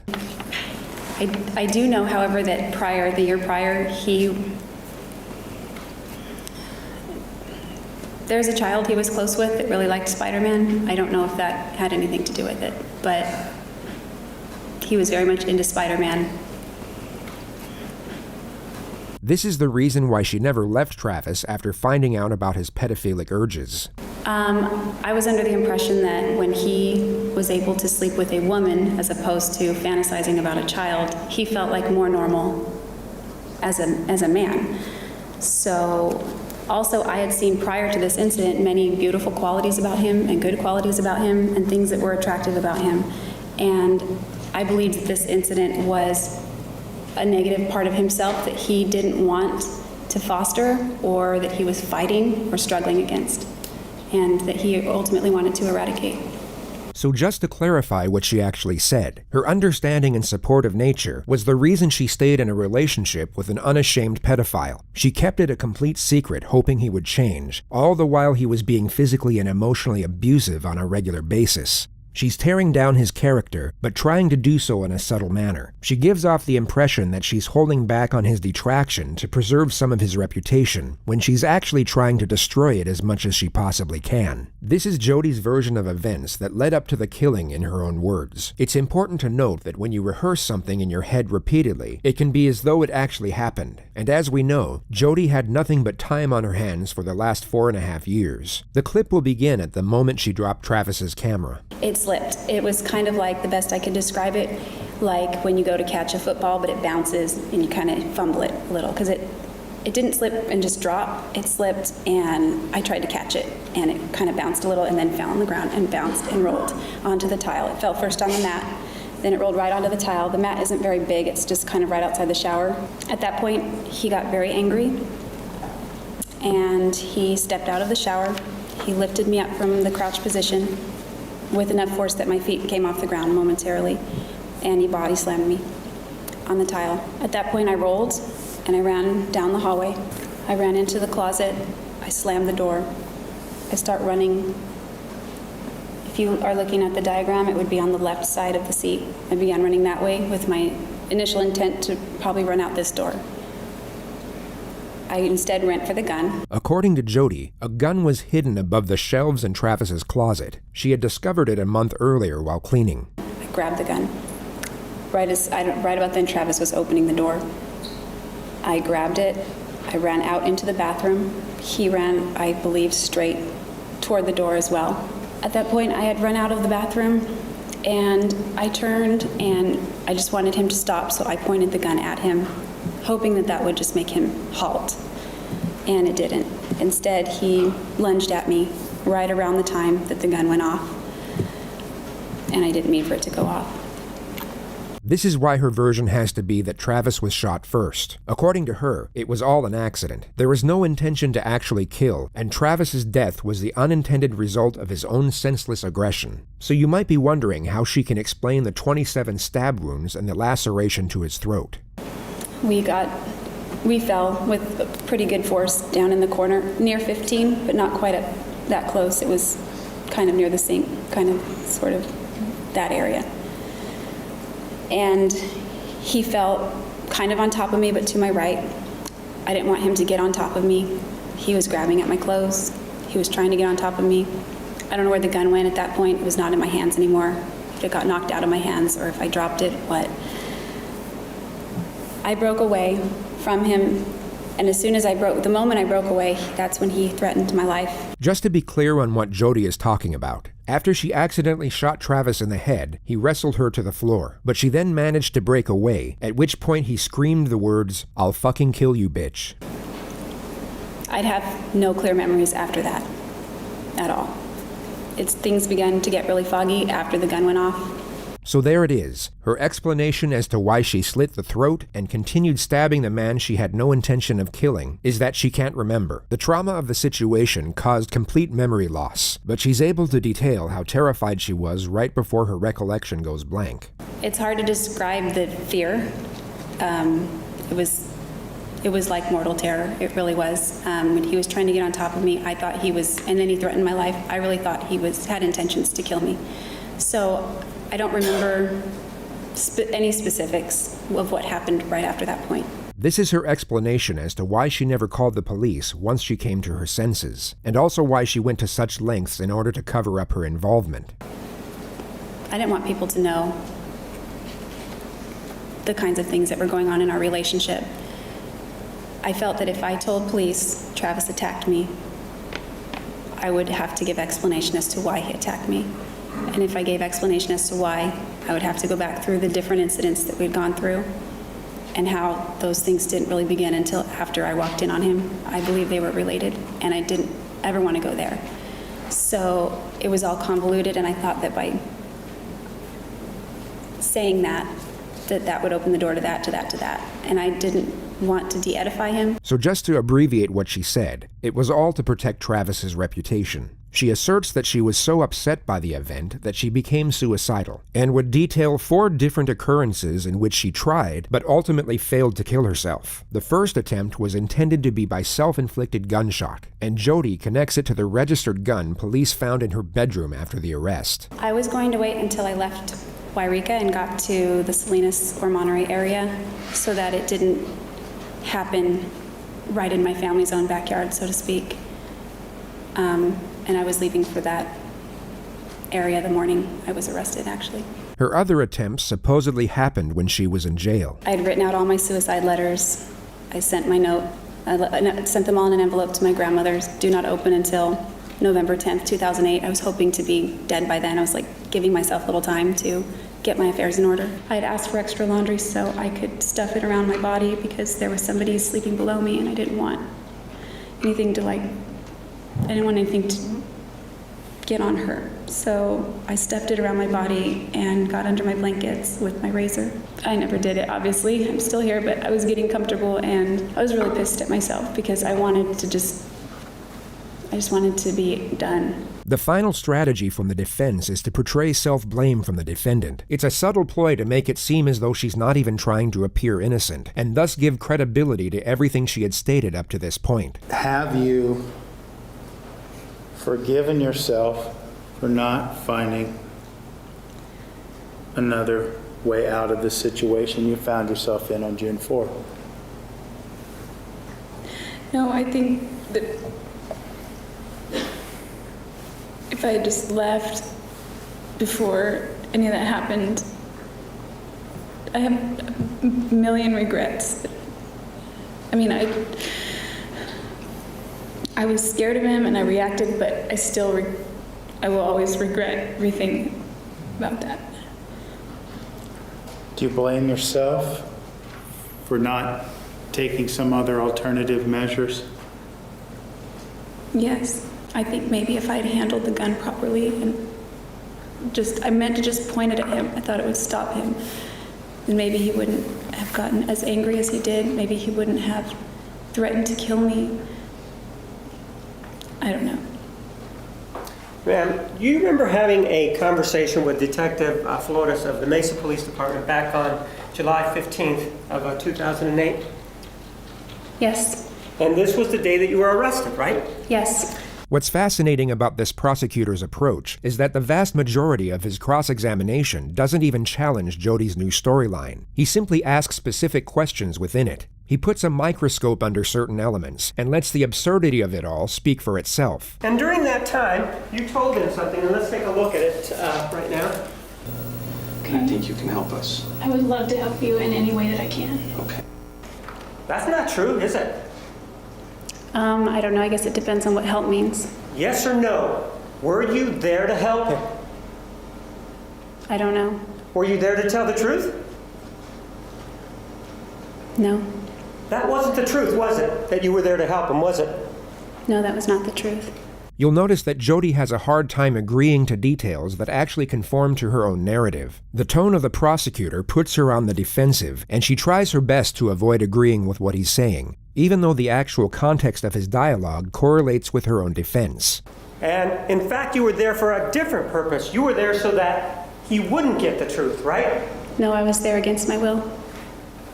There's nothing that the detective ever did to get you to say whatever it was that you said at the first interview, right? Not that I recall. Well, again, we're with the memory issue. Ma'am, are you having problems remembering what happened back on July 15th of 2008? No. So he didn't do anything then, right? Anything what? What are we talking about, ma'am? Are you again having problems understanding what's going on? Your Honor, if she can't understand his questions, that's... Overruled. To me, answer. I don't understand his question. Ma'am, the detective didn't do anything during the interview to cause you to lie, right? No. So with this interview, you then started to talk about whether or not you had been in Arizona, right? Yes. You said no, you hadn't been in Arizona, right? That's right. That's an absolute lie, right? Yes. And the reason that you didn't want to admit to being in Arizona is because you knew that you had killed Travis Alexander, right? Yes. Ma'am, after that interview, you then had another chance to have a conversation with Detective Flores the next day, right? Yes. And again, it was a voluntary conversation, wasn't it? Yes. And it was the same situation as the day before, right? He sat down, he asked you questions, right? Yes. That's when you changed your story, didn't you? Yes. Because you did not want any consequences with regard to the killing of Travis Alexander, right? I wasn't concerned about consequences at that point. That wasn't my goal. So. Well, was your goal to go to prison? Not a physical prison on Earth, no. I was trying to kill myself, I think. Ma'am, You've said that many times, that you tried to kill yourself, right? In court. I don't know that many, but I've recounted a time that I did. You've said it more than 3, 4, 5 times, right? Perhaps. It's very interesting to see which questions she tries to avoid, or which statements she outright refuses to concur with. Her suicidal tendencies were such a huge part of her own testimony, yet she just can't bring herself to agree with what was a very straightforward question from the prosecutor. The amount of times she spoke about suicide should be of no concern, unless, of course, she had an agenda behind it. When a specific topic such as this gets brought up, she all of a sudden becomes highly cautious in how she responds. Cross-examination on the actual killing started on day 39. At this moment, Jody has already explained that she dropped the camera, was body slammed by Travis, rolled away, and had just ran into the closet to get the gun. So then you just said that you were going over to the closet area to get the gun, right? The corner. The corner, right? And as you are in that corner, he's coming in through the door, right? Yes. But man, this is a very small closet, isn't it? No, it's bigger than the cell that I live in. It's bigger than what? It's bigger than the cell that I live in. It's not a small closet. Ma'am, we don't want to know where you live in. Do you understand that? I'm just using that as reference. It's not small. Do you understand? Did I ask you where you were living? No. We're clear, right? We do not want to know where you're living right now. You understand that? Okay, sorry.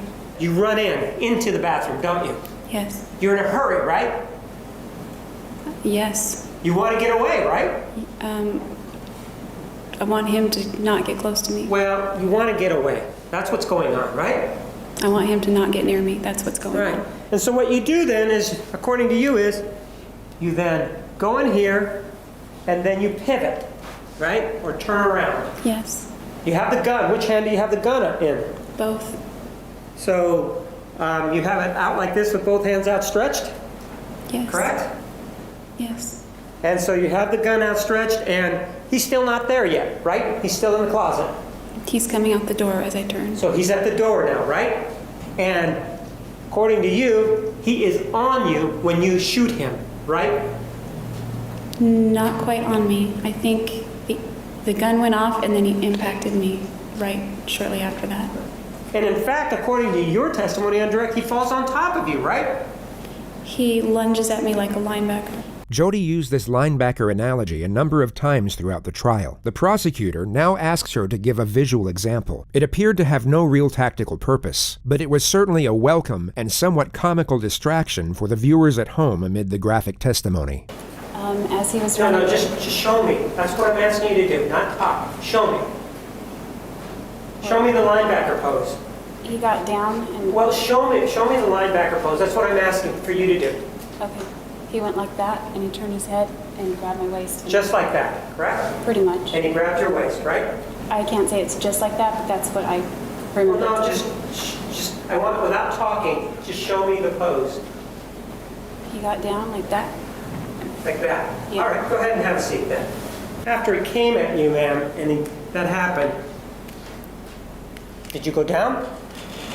We both went down. And he's still not dead, right? Definitely not. He's very angry. He's very angry, and this is seconds afterwards, right? Yes. Is he on all fours now? He's on the side of me, grabbing at my clothes and grabbing at me. What happens then? I break away from him, and he screams out, "Fucking kill you, bitch." And then what do you do? I don't really remember. I just remember... I don't remember anything at that point, so I would be speculating. So you don't remember a single solitary thing after that, right? The prosecutor for the next several hours would argue the improbability of that being the case. The memory loss caused by trauma would put Jody's mind in a state of disorganized chaos. Yet her next steps were highly calculated, as we all know. Even going by her own narrative, she knew exactly where to strike Travis with a knife in order to kill him. She also cleaned down the crime scene and deleted the photos from Travis's camera. This argument took over 3 hours to conduct and had to be explained through the scope of mathematics and science. On paper, it was perhaps the most damning part of cross-examination, yet it was so complicated that much of the testimony could have been lost with a jury. It was in fact the start of day 44 that had the most impact. It involved the time span between the two photographs taken on Travis's camera by accident. The prosecutor's argument is that Jody would not have enough time to carry out her version of events. He will first get her to recount all of these events in detail, and as she is doing so, will be oblivious to the prosecutor's closing argument. She will begin digging her own grave without realizing it, and it's important to note that all of what she is about to recount occurred in just 62 seconds. This Exhibit 161 is when the camera, according to you, actually hit the ground, right? I don't know if it's hitting the ground as that photo was taken or not. So you don't know how this photograph was taken then, right? It could have been when I was trying to catch it. I don't know. At some point, the camera hits the ground, right? Yes. That's what you told the jury, right? It hits the mat, yes, and rolls to the top. Ma'am, yes or no? Didn't you tell the jury that the camera hit the ground near the shower? Yes or no? No. I said it landed on the mat. Is that near the shower? Yes. Is the mat on the floor near the shower? Yes. And the camera hitting the mat, would that be near the shower? Yes. And you then said that Mr. Alexander became very upset, right? Yes. And that's what started this whole thing out, because he sort of stepped out of the shower and then came after you, right? He picked me up. That's coming after you, isn't it? And according to you, those movements culminated or continued when he grabbed you and put you down on the ground, right? Yes. And as a result of that, you said that you bumped your head or hit your head, right? Yes. And maybe it knocked the wind out of you, right? Yes. And that you were in fear at that point, right? Yes, very much. And you were able to fight him off so that you could get away, right? I rolled. You roll away and you begin to run down the hallway, right? Yes. And then you went into the closet, right? Correct. According to you, that's where you went and obtained the gun, right? Yes. When you went into the bathroom, you were able to turn around, if you will, and now you had the gun in your hands, right? That's what you told us, right? Yes. And that's when he was coming at you in this linebacker pose, right? Around that time, yes. And that's when you shot him in the face, right? Yeah, that's when the gun went off. So then, according to you, he fell on top of you, right? It was kind of on top, but maybe more to the right. I don't know. It wasn't directly on top of me. I was trying to prevent him from getting on top of me. And that's when the memory issue started, correct? Right? I'd say that. Actually, ma'am, the way you describe that, it's impossible for the killing to have happened in that manner, isn't it? Objection, argumentative. No, that's just according to you. You'll notice that Jody evades the majority of the questions in this next segment. She starts to realize the argument put forward is making complete sense, and will at all costs avoid saying yes to most of the points laid out for her. It's as though she knows a fundamental part of her storyline is about to be exposed. We know that there's some action that is going on at 5:31:14, right? Something's going on, right? Yes. We also know that Exhibit 162 is 5:32:16, which is a minute and 2 seconds later, correct? Correct. So you've now shot him. You've told us that the fog is rolling in and that you have no memory. You still don't know where the knife is, do you? I don't remember a lot from that period. It could be. Right, but you told us before that period even that you didn't know where the knife was. Do you remember just telling me that? Today, as I sit here, I don't remember where the knife was. On June 4th, I might have remembered where it was. Do you remember in cross-examination that I asked you if you knew where the knife was on June 4th, and you said, no, I don't remember where the knife was. And so as you shot Mr. Alexander, you, by necessity, then have to go look for the knife, don't you? I don't know the answer to that. Well, you didn't have the knife in your hand when you shot him. Did you? Sustained. Did you have the knife in your hand when you shot him? Objection, argumentative. It's the same question. Overruled. No, I did not. So that means that if you didn't have the knife in your hand, you needed to go get it from somewhere, right?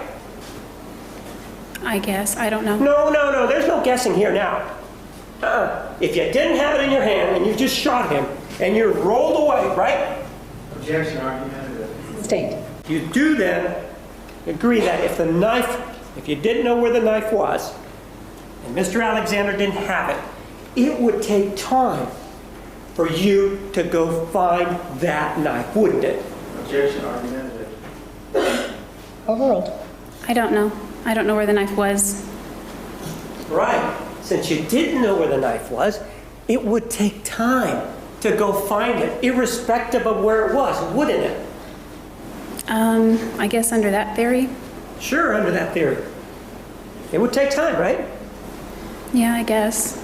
And what you're telling us, under your scenario, is that in 62 seconds, you get body slammed, you do whatever you do, but you get away, you run down the hallway, you go in the closet, you grab a gun, you back up, you shoot Mr. Alexander, he goes down, he's still pawing at you and saying, "Fucking kill you, bitch."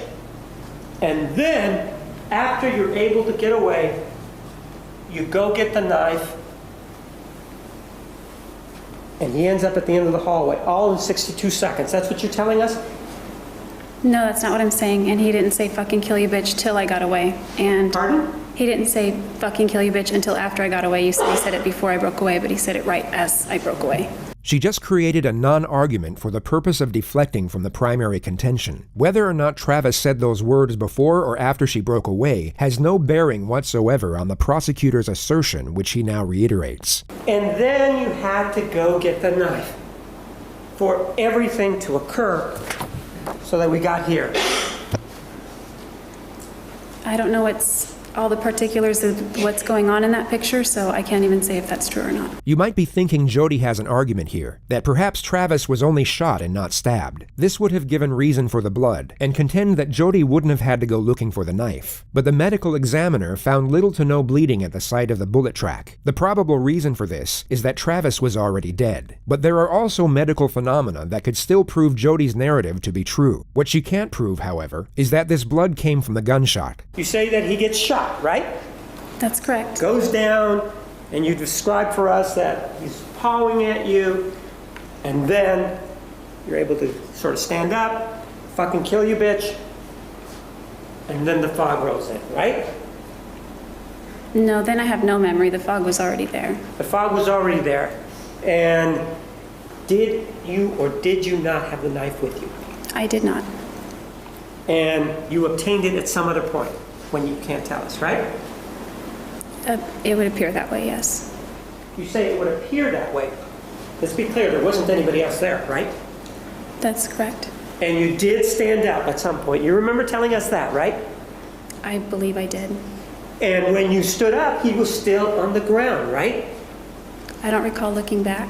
Pardon? I don't recall looking back.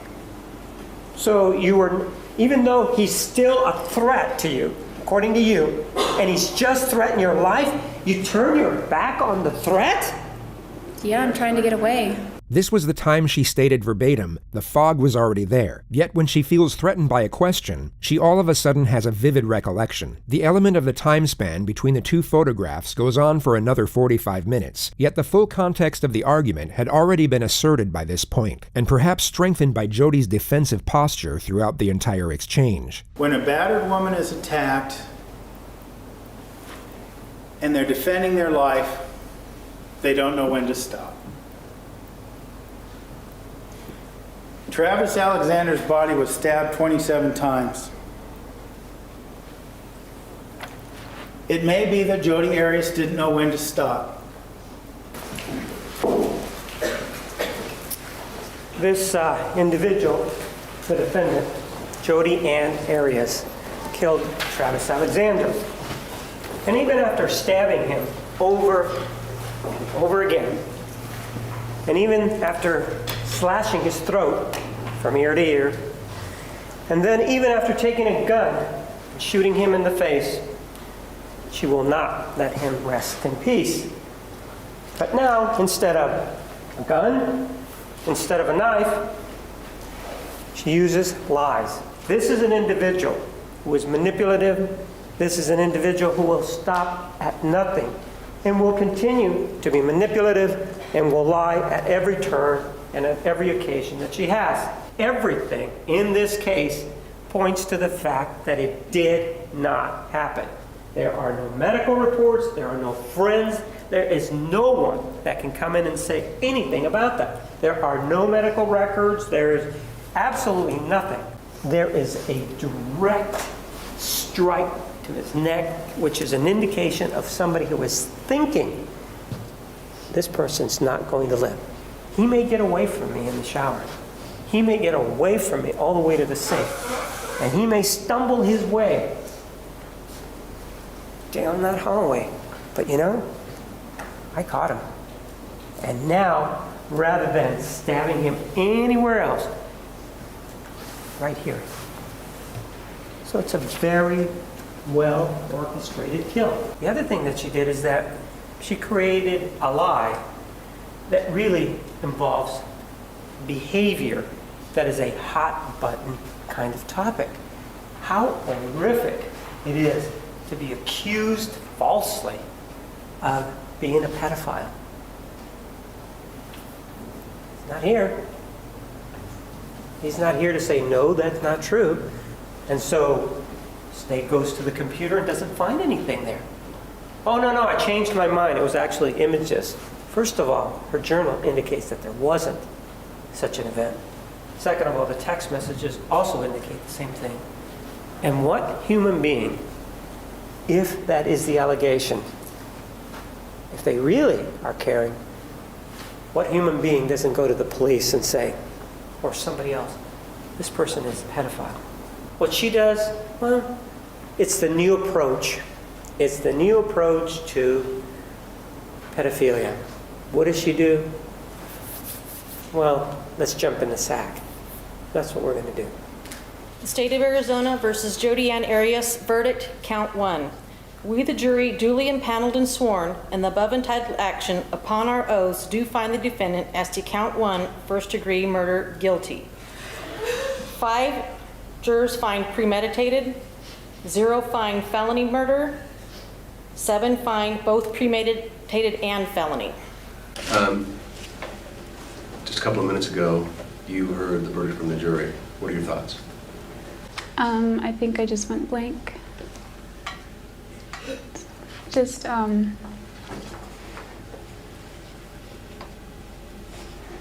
don't know. I just feel overwhelmed. I think I just need to take it a day at a time. Did you avoid eye contact with Travis's family while you were in there, or did you make eye contact, and what are your thoughts on that? I typically avoided eye contact. Travis comes from a family where they all sort of look a lot alike. So when I see their faces, I see Travis, and I see the man that abused me, and I don't want to look at that. Well, the worst outcome for me would be natural life. I would much rather die a lot sooner than later. Longevity runs in my family, and I don't want to spend the rest of my natural life in one place. So you're saying you actually prefer getting the death penalty to being in prison for life? Yes. Jodi changed her mind about wanting to die. Again, during her plea to save her life, she was sure to mention all the charitable work she decided to take part in after being charged with first-degree murder. A few months before trial, and by that I mean jury selection, my hair was past my waist, and I donated it. Additionally, I've designed a t-shirt. This is the t-shirt, of which 100% of the proceeds go to support nonprofit organizations which also assist other victims of domestic violence. We can never get him back.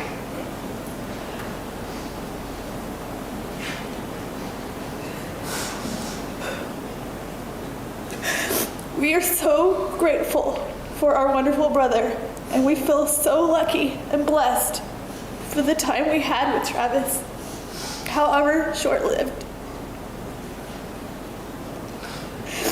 We would give anything to have him back.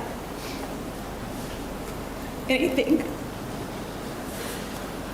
Thank you.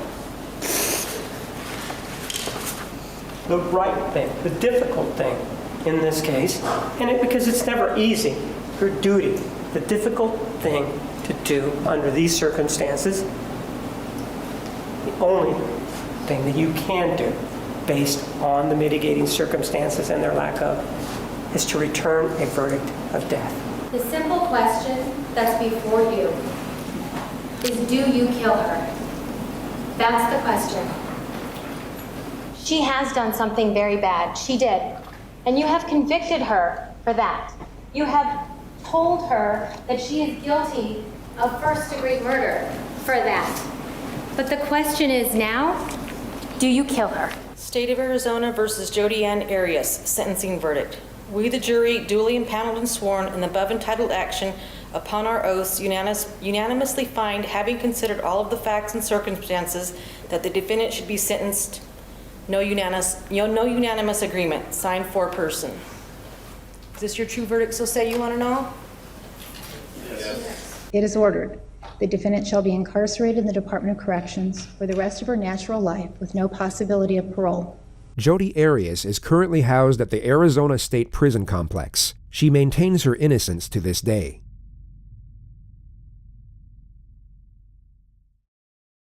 And then, uncomfortable with her handcuff situation, she then gets up off the chair, which I don't know if any of the people that I've done yet have done anything like this. She gets off the chair and then sits on the floor. And at one point on the floor, she's like this, and then she like whips her hair way back. And when she did that, I was like, ha! She just is a horrifying, just the way she moves. I think I said that in the other one. So she's sitting there, and then this woman, I don't know, detective or something comes in, kind of like, is like, what are you doing on the floor?